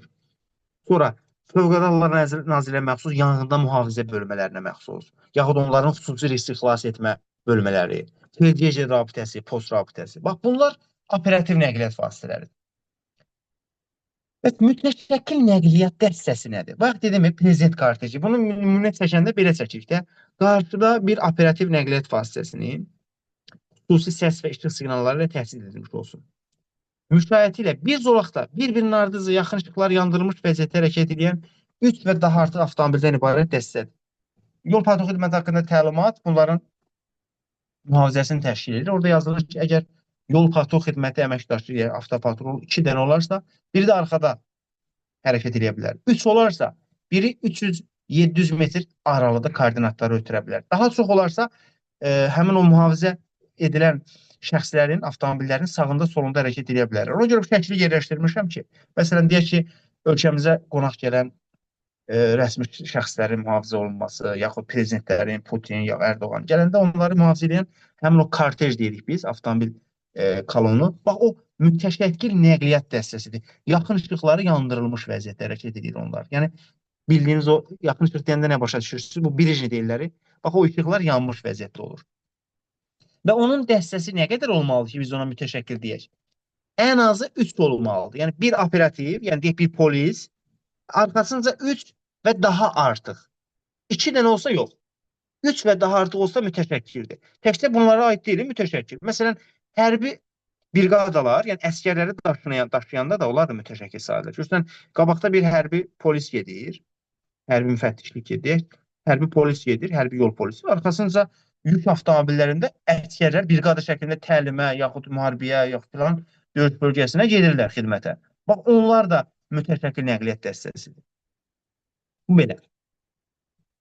Avtoqatar bir mexaniki nəqliyyat vasitələrinə qoşularaq birlikdə hərəkət edən bir neçə nəqliyyat vasitəsinə ibarət olan dəstədir. Bayaq dedim, qoşqu minik avtomobilinə bağlanır, yük avtomobilinə bağlanır. Yəni, arxadan avtomobillərə bağlanır da. Yəni, qoşqu mexaniki nəqliyyat vasitələri ilə yediyə alınmaq üçün nəzərdə tutulan bir nəqliyyat vasitəsidir. Yəni, fərz elə bir avtomobil qoşqu qoşulubsa, bu avtoqatardır. Avtoqatardır. Məsələn, bax, Vita minik avtomobilidir, bu göy rəngdə. Vita arxasına bir qoşqu qoşulub. Bu nə sayılır? Avtoqatar. Avtoqatar qoşquludur. Bu arxasında qoşqudur, mexaniki nəqliyyat vasitəsi yediyə alınıb, arxadan bağlanıb. Avtoqatardır. Yəni, bir mexaniki nəqliyyat vasitəsinə qoşularaq birlikdə hərəkət edən bir neçə nəqliyyat vasitəsindən ibarət dəstədir. Yəni, bir avtomobilə 2 dənə də qoşu qoşmaq olar. Məsələn, traktora 2 dənə lapet qoşurlar, ot ya lapet. Pambıq daşıyırlar, ot, 3 dənə qoşanlar var, 4 dənə qoşanlar var. Yəni, o avtoqatardır. Yəni, qatar avtomobillərin qatarı deyək. Avtoqatar, avtomobillərdən ibarət dəstə. Bütün qoşulu avtomobillər avtoqatar sayılır. Yəni, bayaq deyəcəksiniz, müəllim, traktora qoşulan qoşqu avtoqatardır, bəli. Axı, deyəcəksiniz, müəllim, bayaq deyəcəksiniz, axı, traktor avtomobil deyil. Avtoqatar odur ki, yəni, özü hərəkət edən nəqliyyat vasitələrinin qatarı da bu deməkdir. Auto sözü özü deməkdir. Avtomobil sözünü işlətmirəm ki, avtoqatar deyir. Yəni, özü hərəkət edən qatar bu deməkdir. Avtomobilin faktiki kütləsi onun hal-hazırki kütləsi nəzərdə tutulur. Fərz elə ki, adam var, deyək, bu dəqiqə çıxsam tərəziyə nə qədər gələcəksən? Çıxsın tərəziyə 70 kiloqram. Hal-hazırda 70 kiloqramsan. Yaxşı, 1 kilo arıqlamısan. Sənin hal-hazırki kütlən sənin faktiki kütlən hesab olunur. Yəni, avtomobili qaldır, qoy tərəziyə. Yükü var içində, sərnişini var, yoxdur, bilmirəm. Hər nə qədərsə, bunun faktiki kütləsi bu nəzərdə tutulur. Bir də var, icazə verilən maksimum kütlə. Fərz elə ki, Mercedes-Benz şirkəti avtomobil istehsal edir. Deyir ki, mənim avtomobilim maksimum bu qədər sayda ola bilər, səkidə ola bilər. Adminlər qoşulubsa çıxsın. Hə. Məsələn, maksimum bu qədər ola bilər və sadə belə deyək də, zavod istehsal edib, məsələn, Mercedes-Benz, bir dəqiqə gənclər.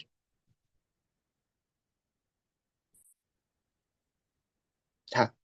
Mercedes-Benz şirkəti siz avtomobil istehsal edir. Deyir, qardaş, bax, mən buna hədd qoymuşam ki, bu avtomobil maksimum 3000 kiloqram olsun. Hal-hazırda 2000 kiloqramdır hal-hazırda. Amma zavod qoyub ki, 3000 kiloqram ola bilər. 1000 kiloqram boş bunun yeri var, deyək, o limiti var, deyək. Bunun yük yeri var, bunun sərnişini oturmaq üçün yeri var. Onları da nəzərə alsaq, bu nəqliyyat vasitəsi maksimum 3000 kiloqram ola bilər. İndiki buna tərif verək. Deyir ki, icazə verilən maksimum kütlə nəqliyyat vasitəsini istehsal edən zavod yaxud müəssisə tərəfindən müəyyən edilir. Bu kütlənin içində sürücünün öz çəkisi, sərnişinlərin çəkisi, yüklənən yükün çəkisi. Bax, bu yuxarıdakı üçünün yol verilən yuxarı hədlərinin birlikdə cəmi nəzərdə tutulur. Yəni, belə deyək də, avtomobilin yük yeri varsa, onu da doldur. Oturmaq üçün 6 dənə yeri var, onu da doldur.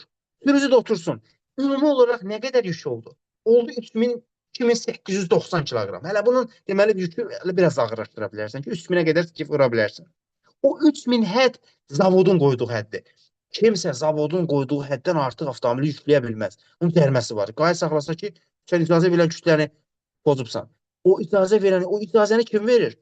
Zavod. Hansı zavod? Məsələn, baxır avtomobilin modelinə. Məsələn, BMW sürürsən, Alman həddi bu qoyub da bu avtomobilin kozası üçün. Bu yükü niyə aşıbsan ki? Sənəddə yazılı bu. Boş kütləsi, icazə verilən maksimum kütləsi. Bəs məsələn, tutaq ki, avtoqatarın icazə verilən maksimum kütləsi deyiləndə ayrılıqda hesablayacaq. Məsələn, tutaq ki, qoşqulu avtomobildir. Fərz elə yuxarıda Vitadır, arxasına qoşqulu qoşmuşuq. Məsələn, mən sənə desəm ki, minik avtomobil var qabaqdakı, onun icazə verilən maksimum kütləsi nə qədərdir? Tutaq ki, o, baxıram sənədinə, hə, bu Vitanın icazə verilən maksimum kütləsi 2300 kiloqram. Arxadakı qoşqunun icazə verilən maksimum kütləsi nə qədərdir? Baxıram sənədinə 800 kiloqramlıq qoşqudur. Yəni, qoşqu satanda yazılır da texnik pasportunda ki, 800 kiloqramlıqdır. Deməli, 3200 odur, bu da 800, hə. İndi mən səndən soruşdum ki, bəs bu avtoqatarın icazə verilən maksimum kütləsi nə qədərdir? Deməli, bax bu 800-də qoyacam o 3200, 2300-ün üstünə. Olacaq 3100 ümumi götürək, toplayacağıq da.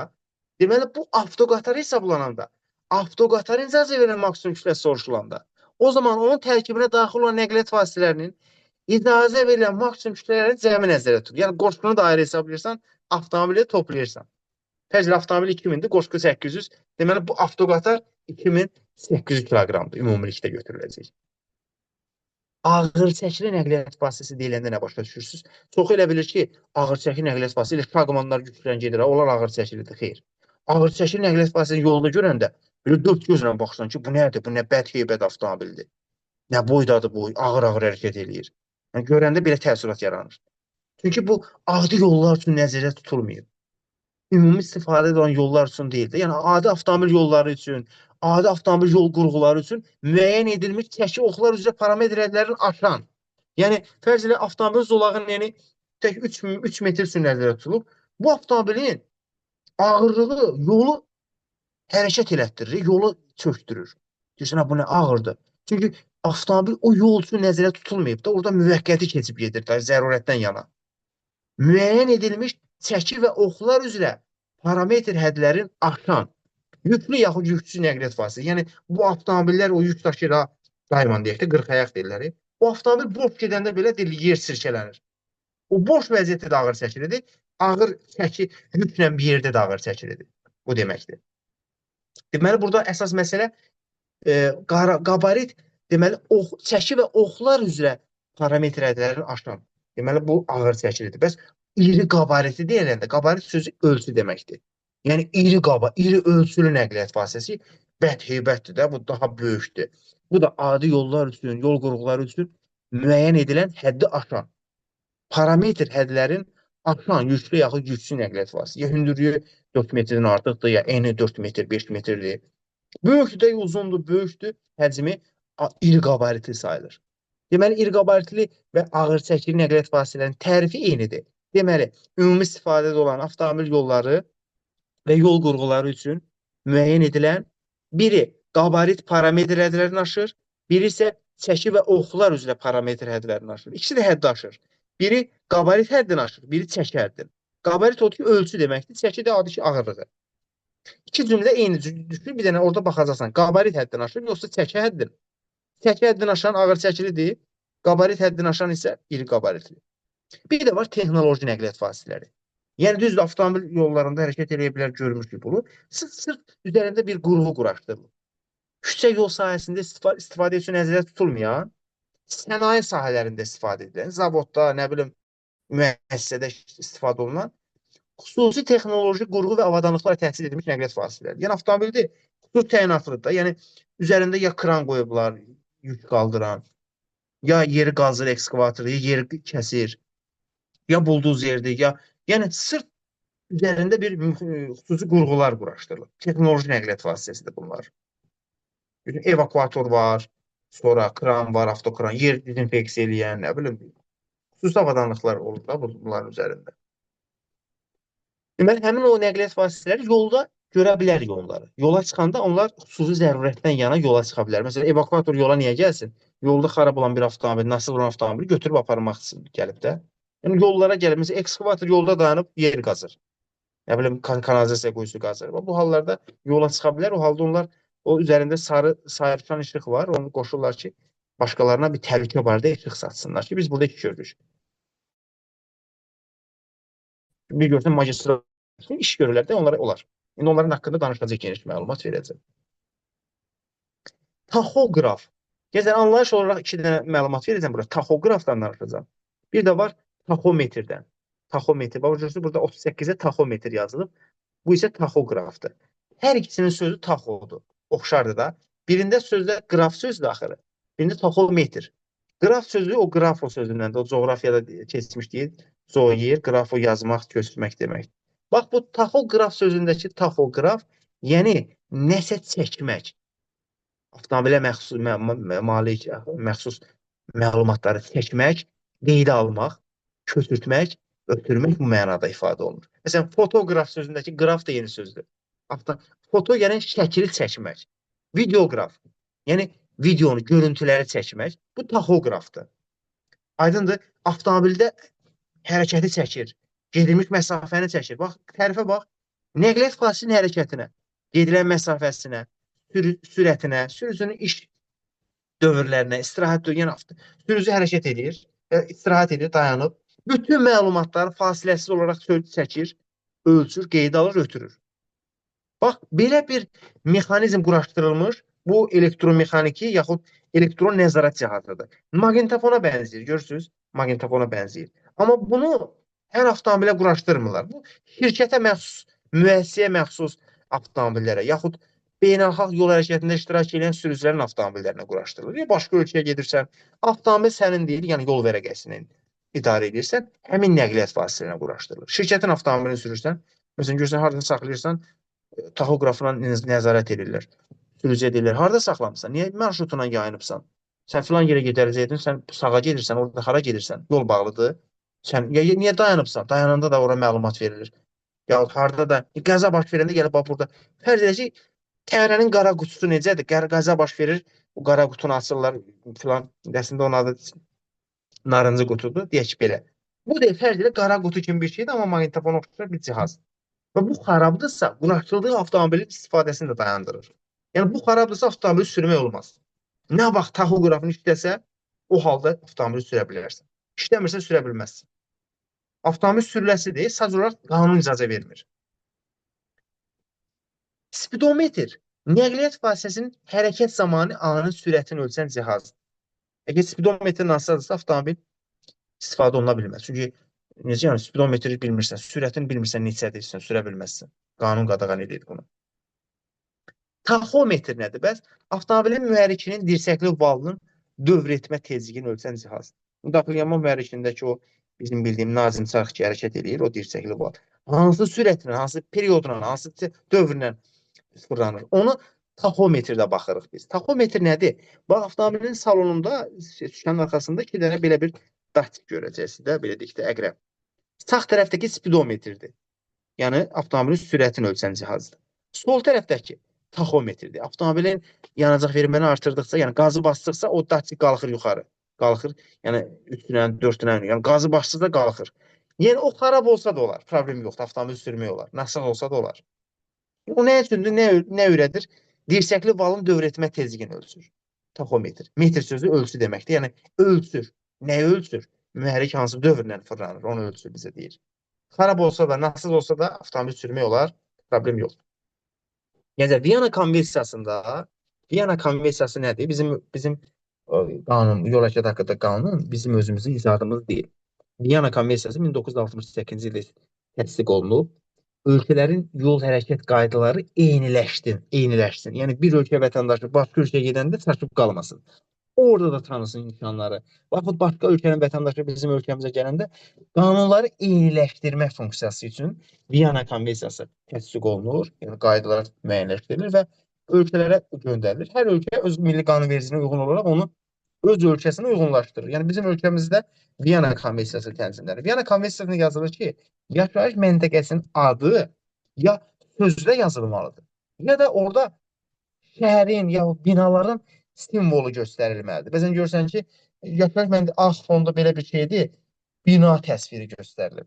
O da yaşayış məntəqəsi deməkdir. Deməli, qanun deyir ki, yaşayış məntəqəsi giriş və çıxışları müvafiq nişanlarla işarələnən insanların yığıcan məskunlaşdığı ərazidir. Göy fonlu göstərilə bilər, ağ fonlu göstərilə bilər, göy fon üstündən xətt çəkildi, ağ fon üstündən xətt çəkildi.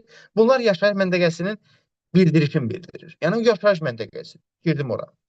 Bir də var ki, əgər yaşayış məntəqəsinin adı ağ fonla göstərilsə, deməli, o nişan qoyulmuş yolun qırağında insanlar sıx məskunlaşıb, yolun qırağında. Yəni, qısacası, əgər yaşayış məntəqəsinin adı ağ fonla göstərilibsə, orada hərəkət qaydalarını tənzimləyən müvafiq tələblər qüvvədədir. Yəni, ora girəndə sürətin 60-a düşür, nə bilim, orada qadağa nişanları qabağa çıxa bilər, aşağıdakı 10 dənə nişandan biri çıxa bilər qabağa. Yəni, orada məhdudiyyət var. Fərz ilə qısaca bir şey deyək də, bir rayonun mərkəzindən keçirsən, şəhərin içində hərəkət edirsən. Ağ fonlu məntəqənin adı sənə rayonun için məlumatını verir, şəhərin içində hərəkət edirsən. Bir də var göy fonlu. Məsələn, yaşayış məntəqəsinin adı göy fonlu göstərilir. O halda da deməli burada hərəkət qaydalarının tənzimləyən müvafiq tələblər qüvvədə deyil. Amma nə olsun, yaşayış məntəqəsidir. İnsanların yığcam yaşadığı ərazidir, Bakı şəhəridir. Amma hələ ki yolun qırağında insanlar məskunlaşmayıb. Yəni sürətin 90-dan sürə bilərsən də deyək. Bu deməkdir. Bəs Sudanın qaranlıq vaxtı, Sudanın işıqlı vaxtı deyilənə başa düşürük, günəşlə tənzimlənir. Günəş batdısa qaranlıq vaxtıdır, günəş çıxdısa işıqlı vaxtıdır. Ola bilər ki, məsələn, günəş batıb amma hava işıqlıdır. Olur bəzən. Deməli, sən işıq yandırmalısan, sutkanın qaranlıq vaxtı hesab olunur. Günəş batıb amma günəşin belə deyək də işığı batsa da hələ ki işıqlandırır da ərazini. Bir yəni, rahat düşün, işıqlıdır, axı bunu niyə qaranlıq vaxt deyək? Günəş çünki batıb. Buludun altında gizlənməsindən getmir söhbət.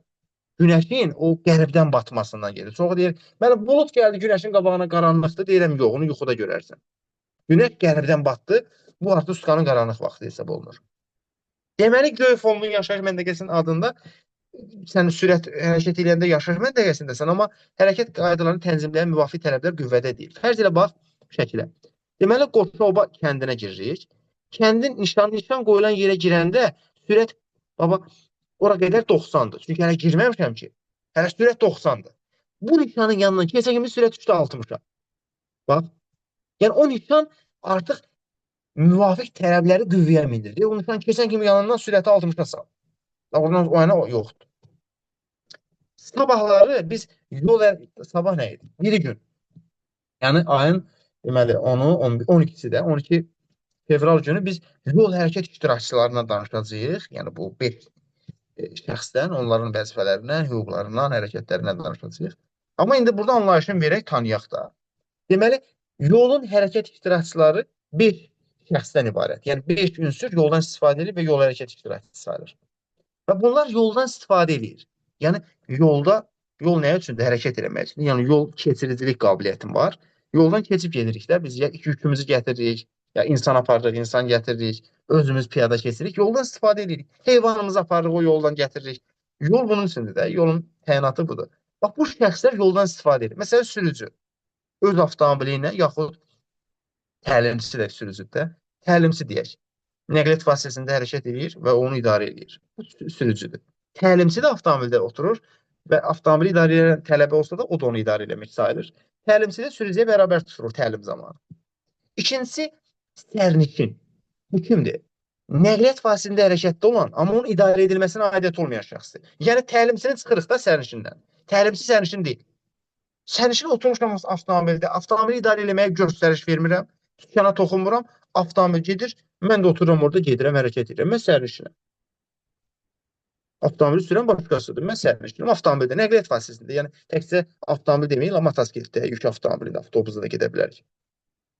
Piyada nəqliyyat vasitəsindən kənarda, yəni nəqliyyat vasitəsinə aidiyyəti yoxdur. Kənarda gedir, yolda gedir, hərəkət edir, amma yolda hər hansı iş görməyən şəxs. Piyada yolda gedir, amma yolda iş görmür də. Çünki yolda iş görən analar var, orada yol süpürənlər var, asfalt çəkənlər var, işıq dirəyə qurar.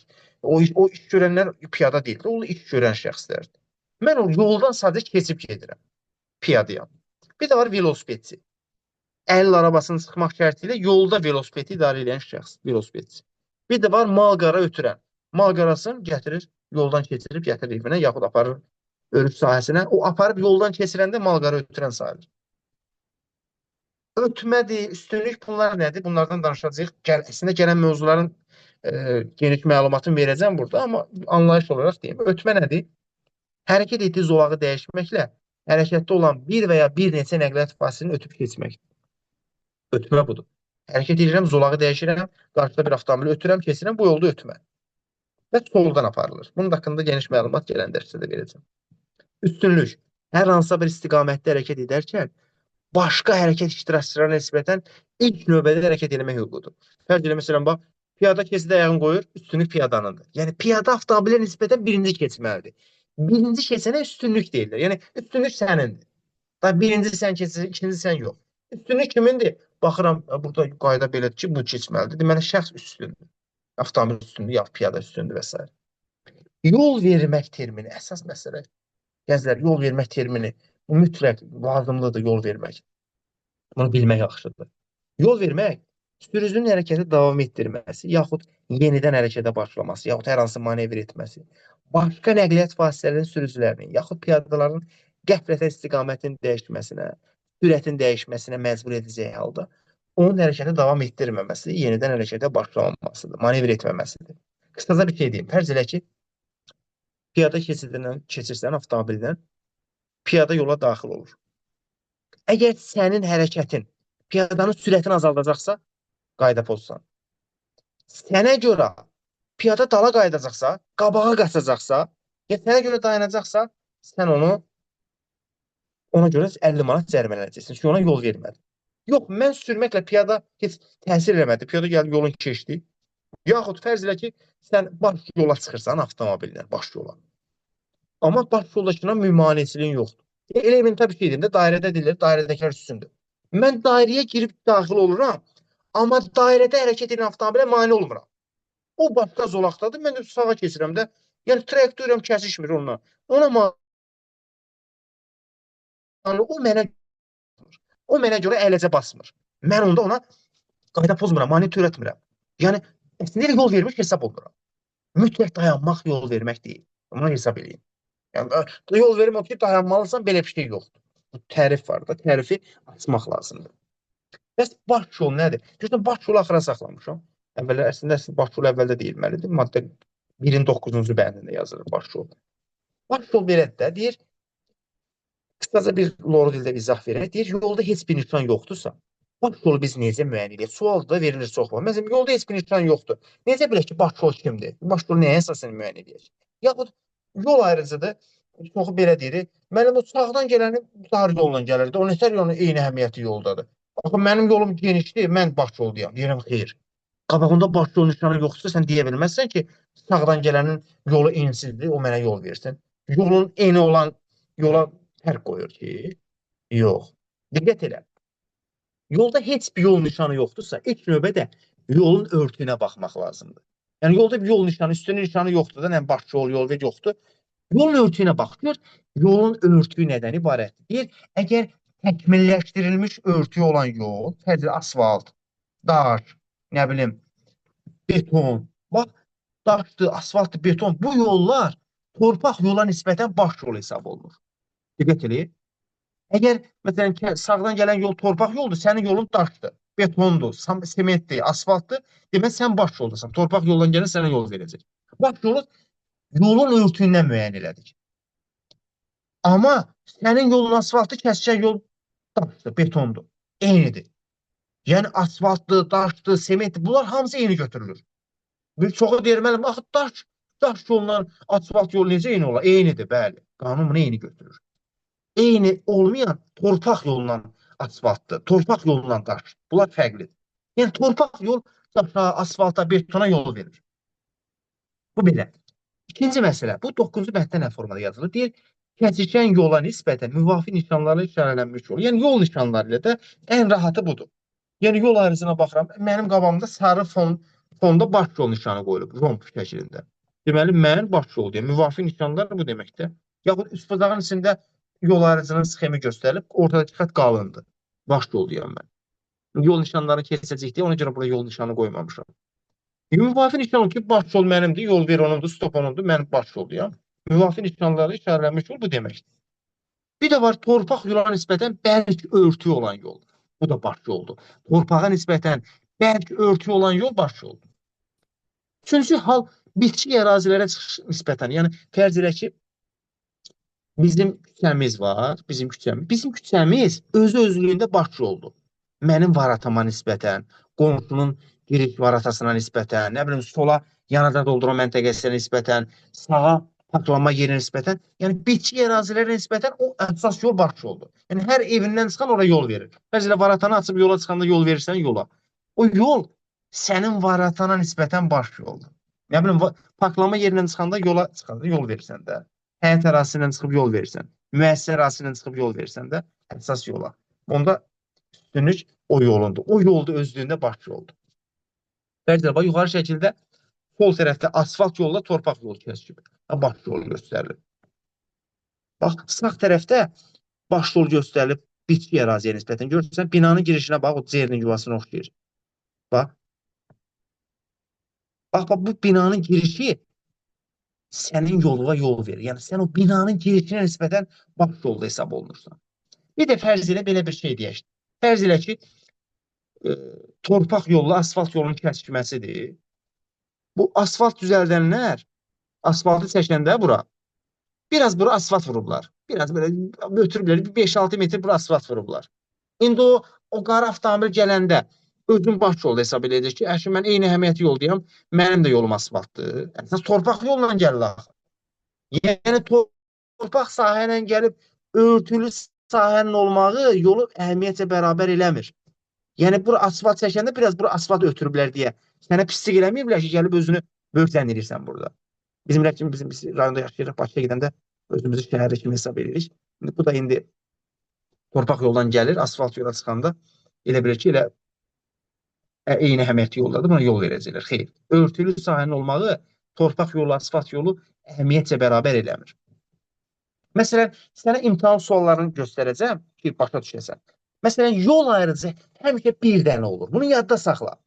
Soruşurlar səndən, neçə yol ayrıcı var? Çaşdırmaq istəyirsən, manipulyasiya edir. Yol ayrıcı həmişə bir dənə olur. Yuxarı şəkildə yol ayrıcı bir dənə göstərilir.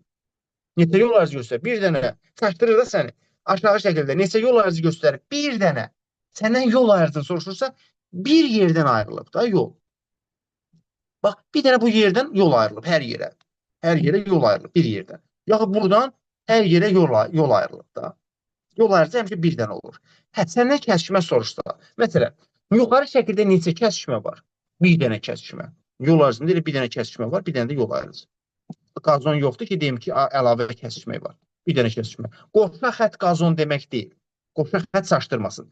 Sonra deyirəm, mənim orada qoşa xət var, 2 dənə. Xeyr. Qoşa xət elə bir dənə hərəkət hissəsi deməkdir. Qoşa xət yoldan hündürə qalxmış maneə deyil ki. Yoldan hündürə qalxmış maneə 2 hərəkət hissəsi yaradır ki, o da kəsişmə yaradır. Aşağı şəkildə soruşsa ki, burada neçə kəsişmə var? 3. Qazonun sayı kəsişmədən bir sayda azdır. 2 qazon var, 3 kəsişmə var demək.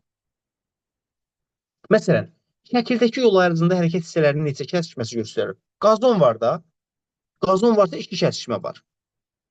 Fərz elə, bax, 2 dənə hərəkət hissəsi, bax, 2 dənə hərəkət hissəsi gəlib, bax, bu yolu kəsib. Bu yolu 2 dənə yerdən kəsib. Yəni, nə yaratdı? Kəsişməni yaradan nədir? Ayrıcı zolaq. Kamazın solunda o sarı rəngdə olan yer ayrıcı zolaqdır. Bax, o kəsişmə yaratdı. 2 dənə kəsişmə. Kəsişmənin biri bura, biri bura. Yəni, belə yada saxlayın. Əgər ayrıcı zolaq varsa bir dənə 2 kəsişmə var. 2 qazon varsa 3 kəsişmə. 3 qazon varsa 4 kəsişmə. Nə bilim, 4 qazon varsa 5 kəsişmə. Kəsişmənin sayı qazonun sayından bir sayda artıq olur. Məsələn, sual verir. İri qabariti nəqliyyat vasitəsi nədir ki? Qabarit həddini aşır. Yadda belə saxla. Qabarit parametr hədlərini aşan. Əvvəlki cümlələr eynidir. Ümumi istifadədə olan avtomobil yolları üçün, yol qurğuları üçün müəyyən edilmiş qabarit parametr hədlərini aşan yüklü nəqliyyat vasitəsi. İri qabaritinin, yəni iri ölçülü. Soruşsa ki, bəs ağır çəki nəqliyyat vasitəsi nədir?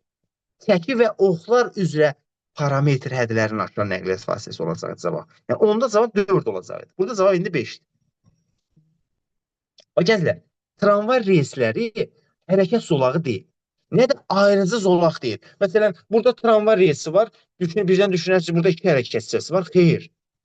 Yoldan hündürə qalxmış ki, asfaltı kəsib tramvay reyslərin yerin içinə otuzdururlar. Yerdən hündürə qalxmış maneə deyil. Ona görə elə burada bir dənə hərəkət hissəsi var. 1, 2, 3, 4 dənə də hərəkət zolağı var. Tramvayın reysin avtomobil zolağı hesab eləmir. O tramvay üçündür. Mən burada avtomobil zolağı hesab edirəm. Zolaq, avtomobil reysinə zolaq deyə bilmərik ki. Burada bir zolaq var. Bax, avtomobilin olduğu zolaq. Bir zolaq, 2 dənə zolaq gediş üçündür. 2 dənə də gəliş üçün zolaq var. 1, 2. Burada 4 dənə hərəkət zolağı var. Bir dənə hərəkət hissəsi var. Bu tramvay reysinin əvəzinə qazon olsaydı, deyərdim 2 hərəkət hissəsi var. Qazon deyil ki bu. Buna diqqət edin. Sonra nə soruşur? Aşağıda soruşur, indi yol nişanı keçməmişik, çətin ola bilərsə. Məsələn, aşağıda soruşur ki, hansı şəkildə baş yol göstərilib? Baş yol hansı şəkildə göstərilib? 3 dənə şəkildir. İndi bizə deyir, baş yol hansını da göstərilib. Deyəcəksiniz, müəllim, baş yol keçməmişsən bizə necə görə? Müvafiq nişanlar demişdim. Bax, bu yol ayrıcında müvafiq nişanlarla işarələnmiş yol. Yəni baş yol da nişan baş yol nişanıdır. Mənim yolum baş yoldur. Kəsişən yol ikinci dərəcəli demək. Deməli baş yol burada göstərilir. Bu şəkildə baş yol göstərmir. Sadəcə sağa dalan olduğunu məlumat verir. Dalan odur ki, o sağa gedən yol gedib hardasa birləşəcək, bitəcək. Harasa alternativi yoxdur yolun. Amma yolda statusu var. Və yolun örtüyü də asfaltdır. Eynidir. Yəni eyni əhəmiyyətli yoldur. Baş yol göstərilmir bax. Amma aşağı şəkildə bəli, bu nişan üçbucağın içindəki qalın xətt qalındısa, üçbucağın içində yol ayrıcının silueti göstərilib. Ortadakı xətt qalınsa, deməli baş yol nişanıdır. Baş yol nişanıdır. Deməli, baş yol göstərilib yuxarı, sol və aşağıdakı şəkildə. Cavab 2. Görün, başqa sual paylaşmamışam. İndi gənclər, indi suallarınızın cavab veriləcək, o heç. Bilet paylaşılacaq.